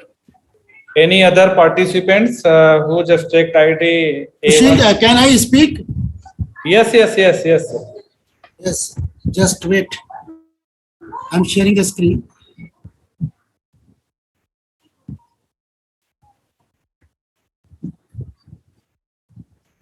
The screen is visible? Screen is visible. Please tell me your abstract ID, sir. Yes. Muscular, musculoskeletal, and leg pains review. This is a very important topic nowadays. The people are having a lot of pains in the muscles. Myalgias can be explained as a muscles ashes. Muscle ashes means the long-lasting pains. Myalgias can be a deep, constant, full ashes or a sharp, sporadic ashes. Pain ranges from mild to severe, from acute to short-lived, chronic and long duration, and may be a local or wide space. Musculoskeletal pain can be caused by disorder of the bones, joints, muscle, tendons, ligament, bursi, or a combination injuries. I can explain here what is a bursi. Bursi is a pad along the joints where is the swelling takes place due to the deposition of the white WBC. The combination injuries and most common causes pain. Muscles pain, known as a myalgia, is often less intense than a bone pain, but can be unpleasant. For example, a muscle spasm and a cramp, a sustained painful muscles contraction in a calf muscle. People are having in the night and facing the lot of pain in the calf muscles due to the obstruction in the flow of a blood from leg to the heart. This is the main problem. And what is the cure to this pain. That is, you uplift your pain below the above the pillow, and then can get a relief. Now, again we can explain the polymyalgia. The rheumatic is a disorder caused by a severe pain and stiffness in the neck and shoulder, upper and lower back pain, and the hips.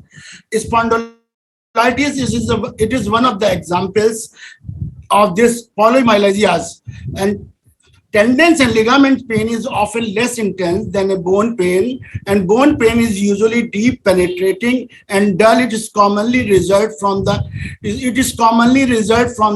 injuries takes place in the bones, and there is a development of a tumor is also, it is a very important.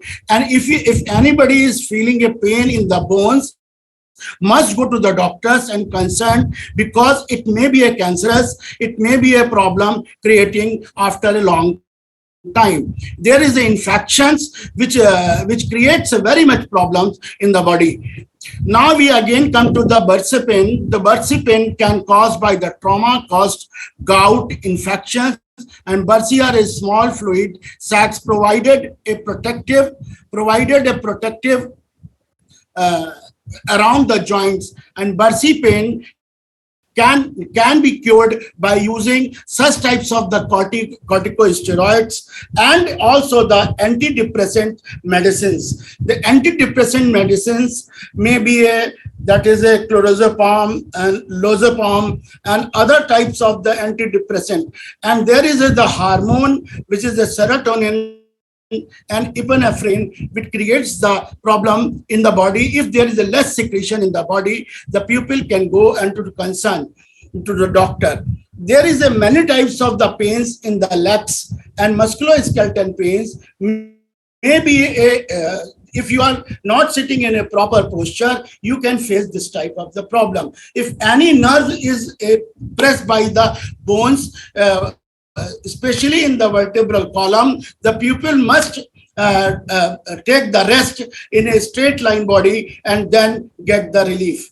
Now we can suggest to the pupils to go to the doctors and concerned if any types of the pains in the body. The pain is a important signals of the body you are facing a problem. Sometimes of the leg pains, it is a symptoms of the heart diseases also.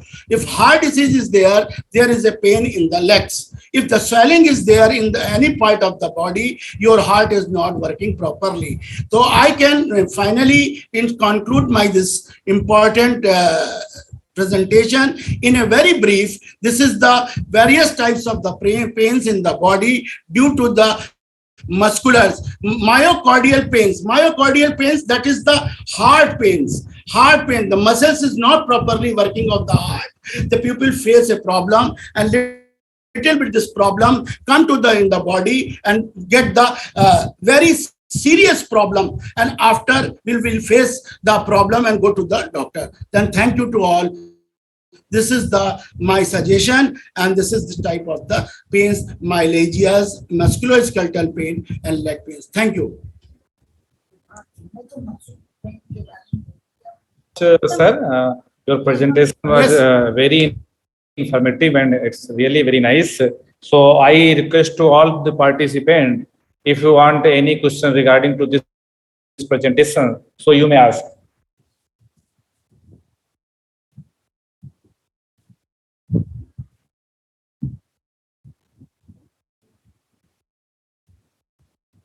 I think there is no questions, sir. Yes. So you may unshare your screen. Yes. And I also would like to invite to those participants who did not present their work. So welcome for them. They can present the work.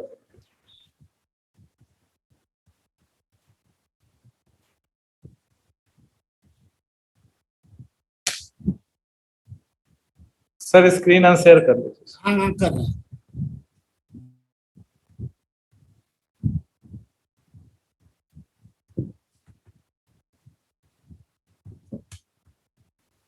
Bittu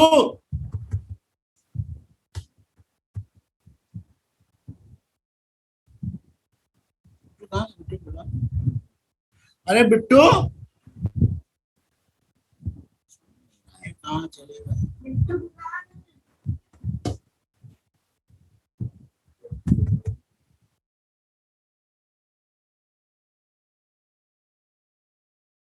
Any other participants? They did not present there. And they can present. And our validity session will start at 5 p.m. During between them, those participants did not present their work, so they can present, and our judges are deciding the name of the winners, and which will be announced at 5 Hello, p.m. sir. Yes, yes, Rasmi, yes. Please, please.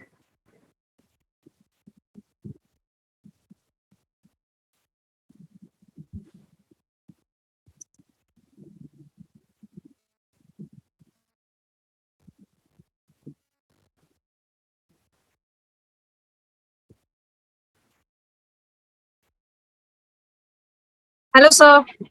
Yes, yes, yes.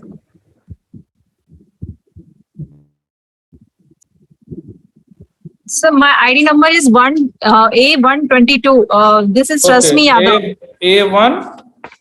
122. Yes, yes, Rashmi Rasmi Yadav. Yadav. Okay, okay, okay, Rasmi. So I'm going to share the screen now.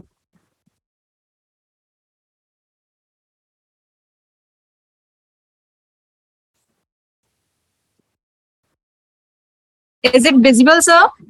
Yes. Okay. Hello, good evening, sir. I'm Rashmi Yadav, research scholars from University of Lucknow.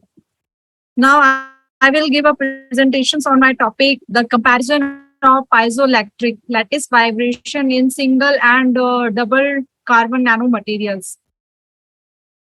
First, I would like here we will look for the history of piezoelectric effect. In 1880, Jacques and Curie discovered that pressure generate electrical charge in certain types of crystal like quartz, tourmaline. Now we have studied in lots of materials, and my research topic is based on study of piezoelectric effects in carbon nanomaterials. So the word piezo is derived from the Greek word that is pison, which means to squeeze or a press. Later, they noticed the electric fields can deform piezoelectric materials, and this effect is known as the inverse piezoelectric effect.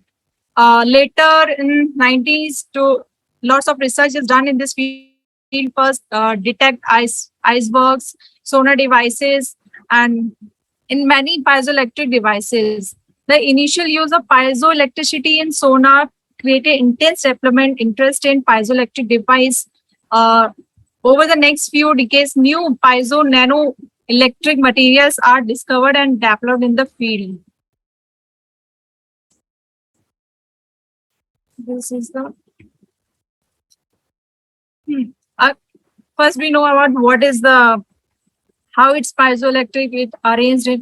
So a crystal in any solid with atoms, molecules that are arranged in very orderly way, based on repetition of same basic atomic building block, a unit cell.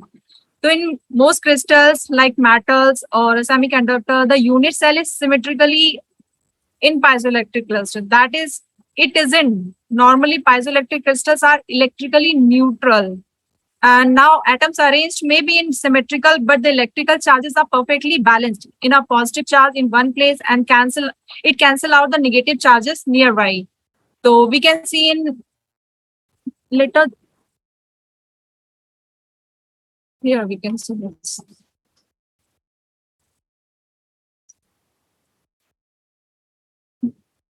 So however, stashing or squeezing piezoelectric crystals deform the structure, pushing some of the atoms closer together from apart.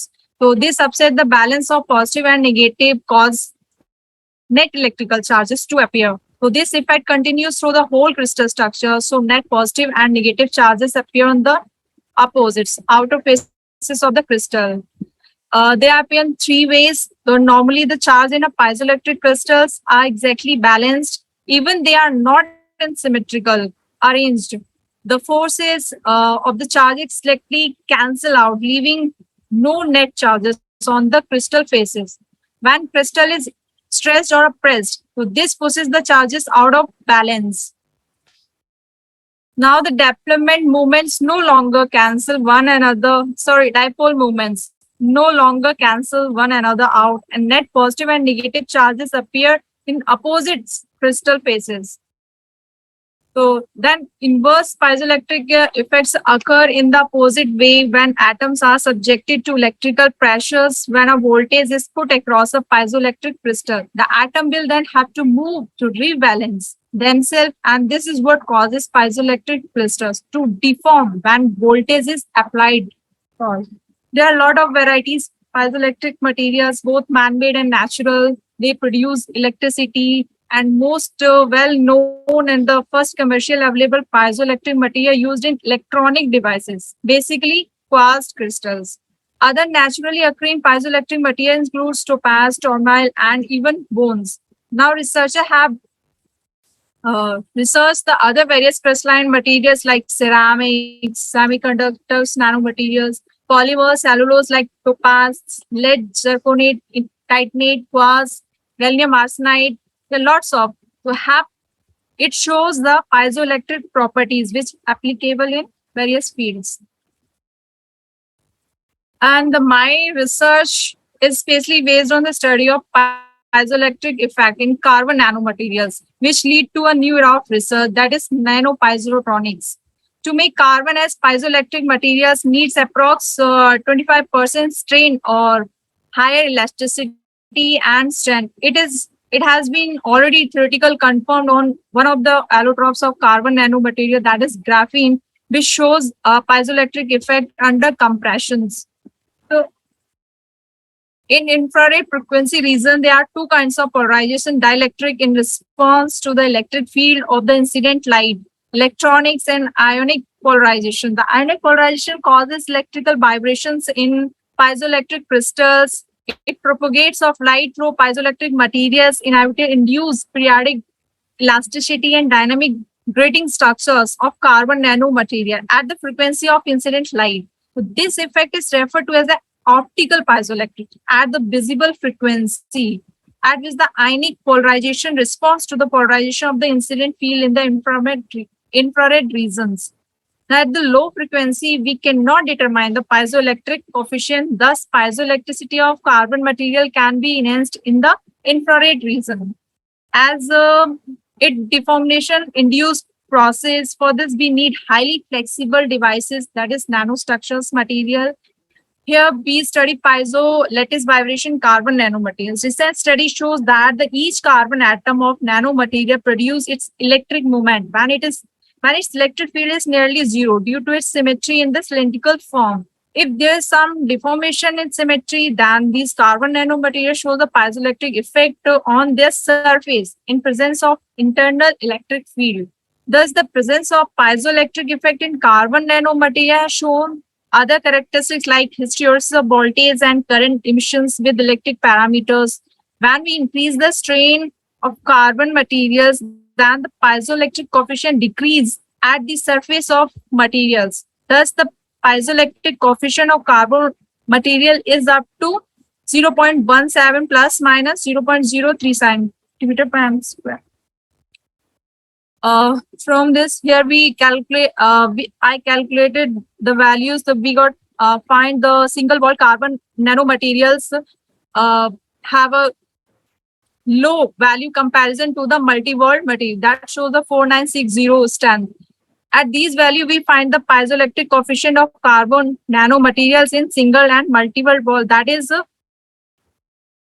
1296.99 pc per Newton. We can also determine the piezoelectric coefficients of carbon nanomaterial using piezo response force microscopy. The piezoelectric coefficient aligned carbon material is determined with the help of current voltage technique method. This is the table. It shows the higher value in multi-wall carbon nanomaterial comparison to single wall.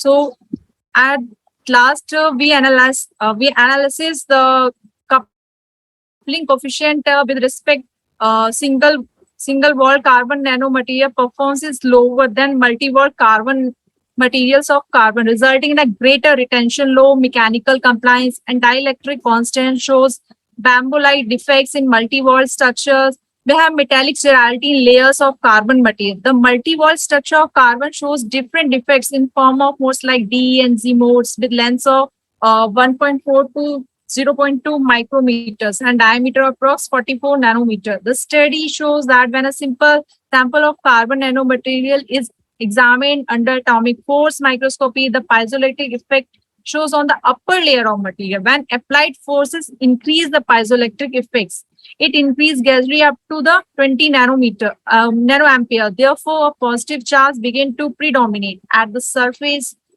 upper surface of sample, which results in a small increment in current, and negative charges begin to predominate at the below surface of material, which reduces the piezoelectric charge. The piezoelectric effect depends on the value of magnitude, banding strengths of carbon materials, and with the help of piezoelectric coefficient, multi-wall carbon nanomaterial shows larger value than the single layer of carbon nanomaterials. Thank you, sir. Thank you, ma'am, for delivering this nice presentation. If any questions is regarding to this presentation, anyone can ask.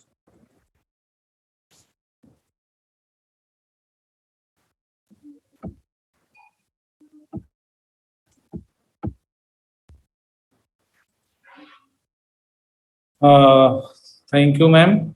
Anyone, any other Hello. participant? Hello. Yes. Sir, I am Dr. Narsimaya speaking. Your abstract ID? Abstract 9, A9. I have presented on that day. Only 2 people were there. Whether my presentation is done or not, I am not sure. Because there are 2 people. Please present now. Please present.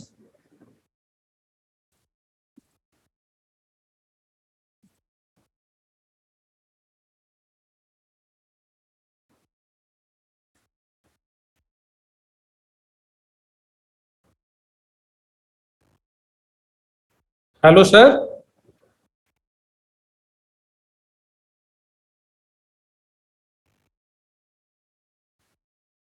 Hello. Sir, you may present now, sir, again.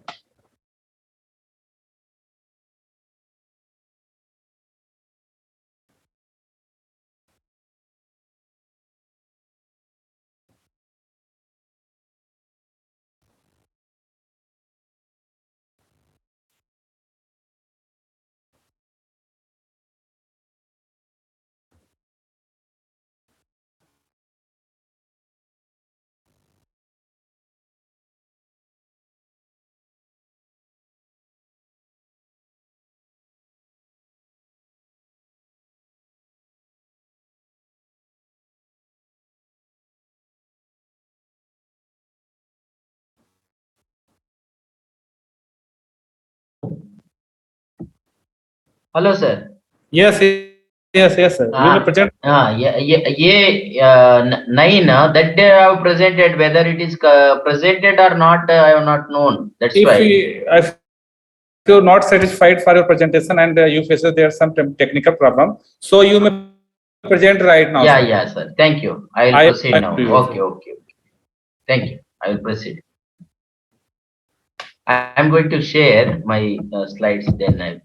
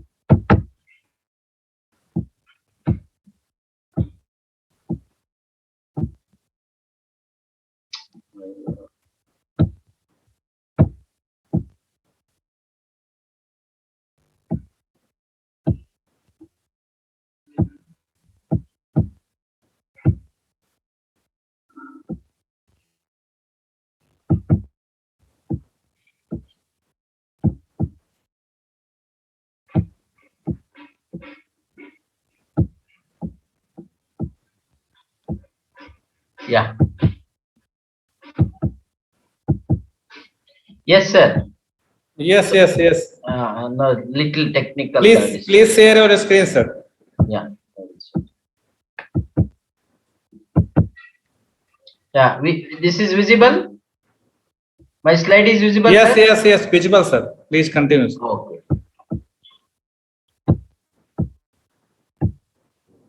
So my title of the topic is that abstract ID A9, toxicological effects of pesticide, star chlor and fish fingerlings Denium malabaricus. So, and this, my name is Dr. Narsimaya, Assistant Professor, Department of Applied Zoology, Mangalore University, Karnataka. Please note my ID is A9. Respected chair and all the audience here.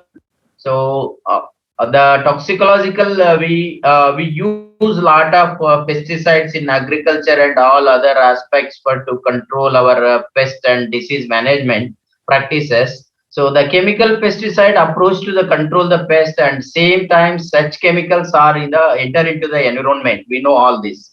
Highly toxic, not only the fish, for other aquatic organisms which constitute a source of food for fish. So therefore, organophosphates are widely used in agriculture and in health and hygiene sector. The present investigation, an organophosphate insecticide has chosen the star chlor. So it is selected, which is widely used in local area for commercial agriculture for control of pests. To investigate the acute toxicity of water fish, Denium malabaricus, the following objectives are chosen. So to study the lethal concentration of star chlor on Denium malabaricus, and to study the effect of hematological, behavioral and genotype effect on the fish Denium malabaricus. We have maintained the fishes and we made the conditioning of the test animals before conducting the experiment. We have aerated with the rich oxygen under controlled laboratory temperature at 28 degrees centigrade.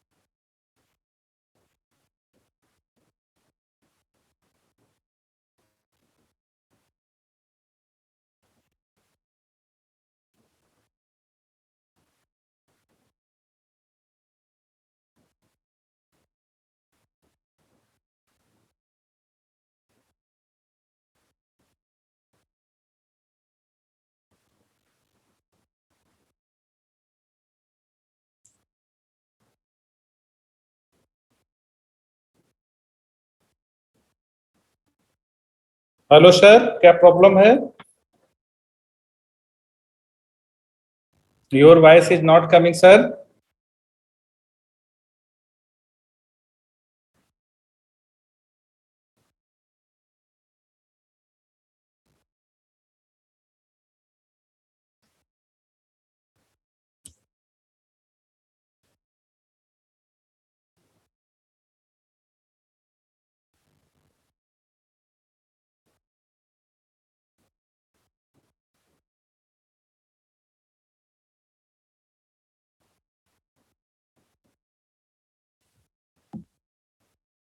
Hello. Yes, sir. Some this network issue. Sorry for the disturbance. Okay, I'll continue. From I think I have stopped here. So I have taken a water qualities analysis also. This is the chemical star chlor. Locally, we are using the farmers are using so much.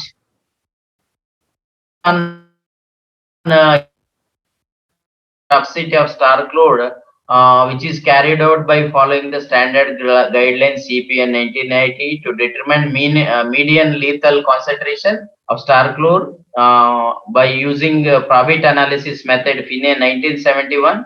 So primarily we have find the range finding test. Later we have taken to finally use it for determine the 24, 48, 72 and 96 hours value for the LD50 value for these are the experimental setup, and we also conducted this one control setup. So with other different during experiment, fishes were exposed to various concentration. So that is SARChlor 0.04 to 0.06 ppm. Bioassay conducted in duplicate. We have used a total 10 fishes in each test with along with control, and we have calculated all the mortality in all the concentrations of 24, 48, 72 and 96 hours interval. Number of dead fishes was counted and for every exposure, and we have replaced during experiment 24 hours chlorinated water, and also the fingerlings was found to be mortality percentage of 0 to 10%, so between 0.1 ppm to zero point 0 ppm, that is final concentration.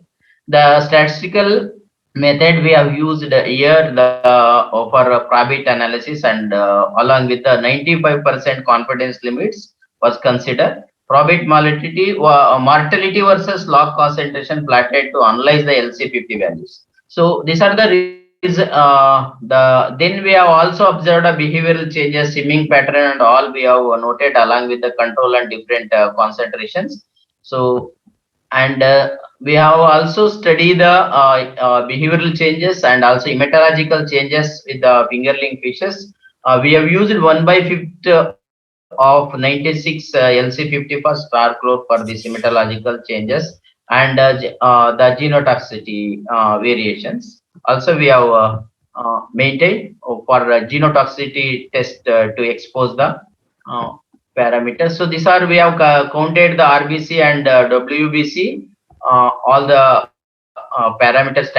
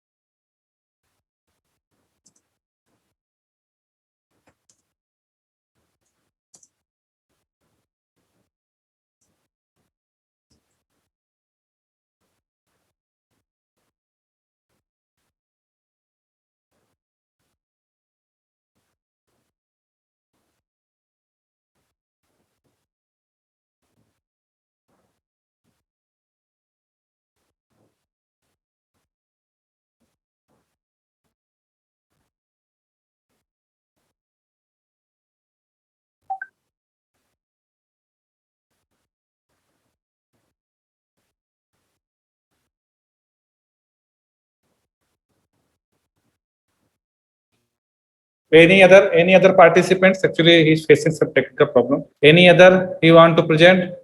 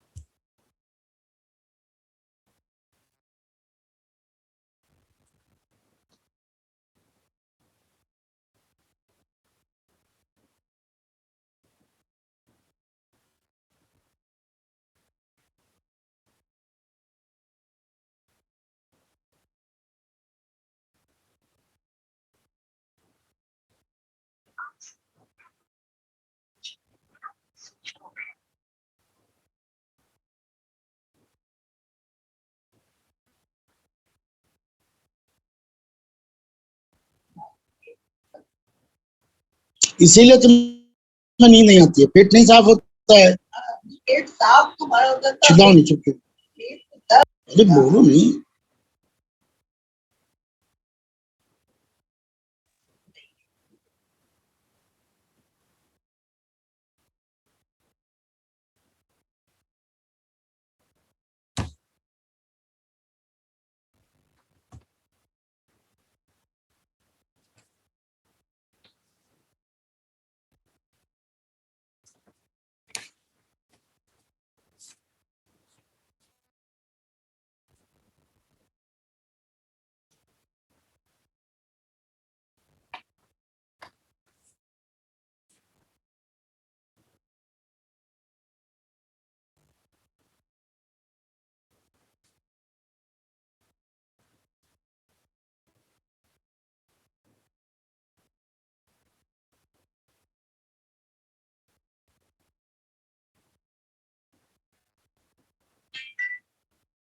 Ji doctor साहब,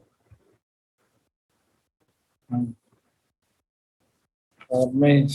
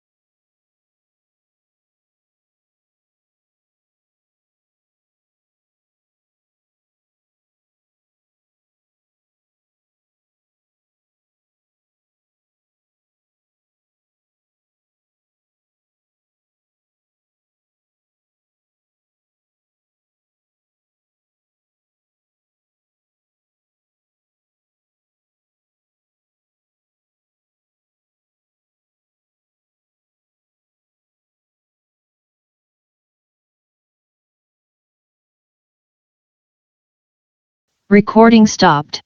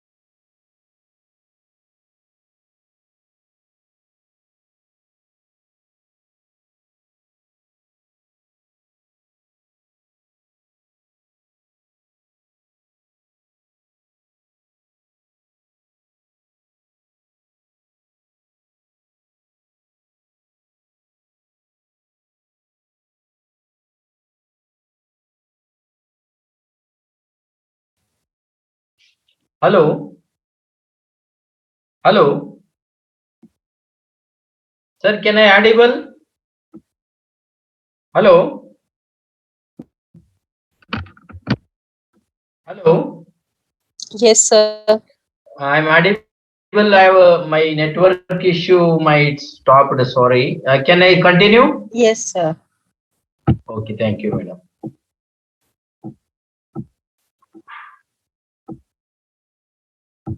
Just I will share my slide.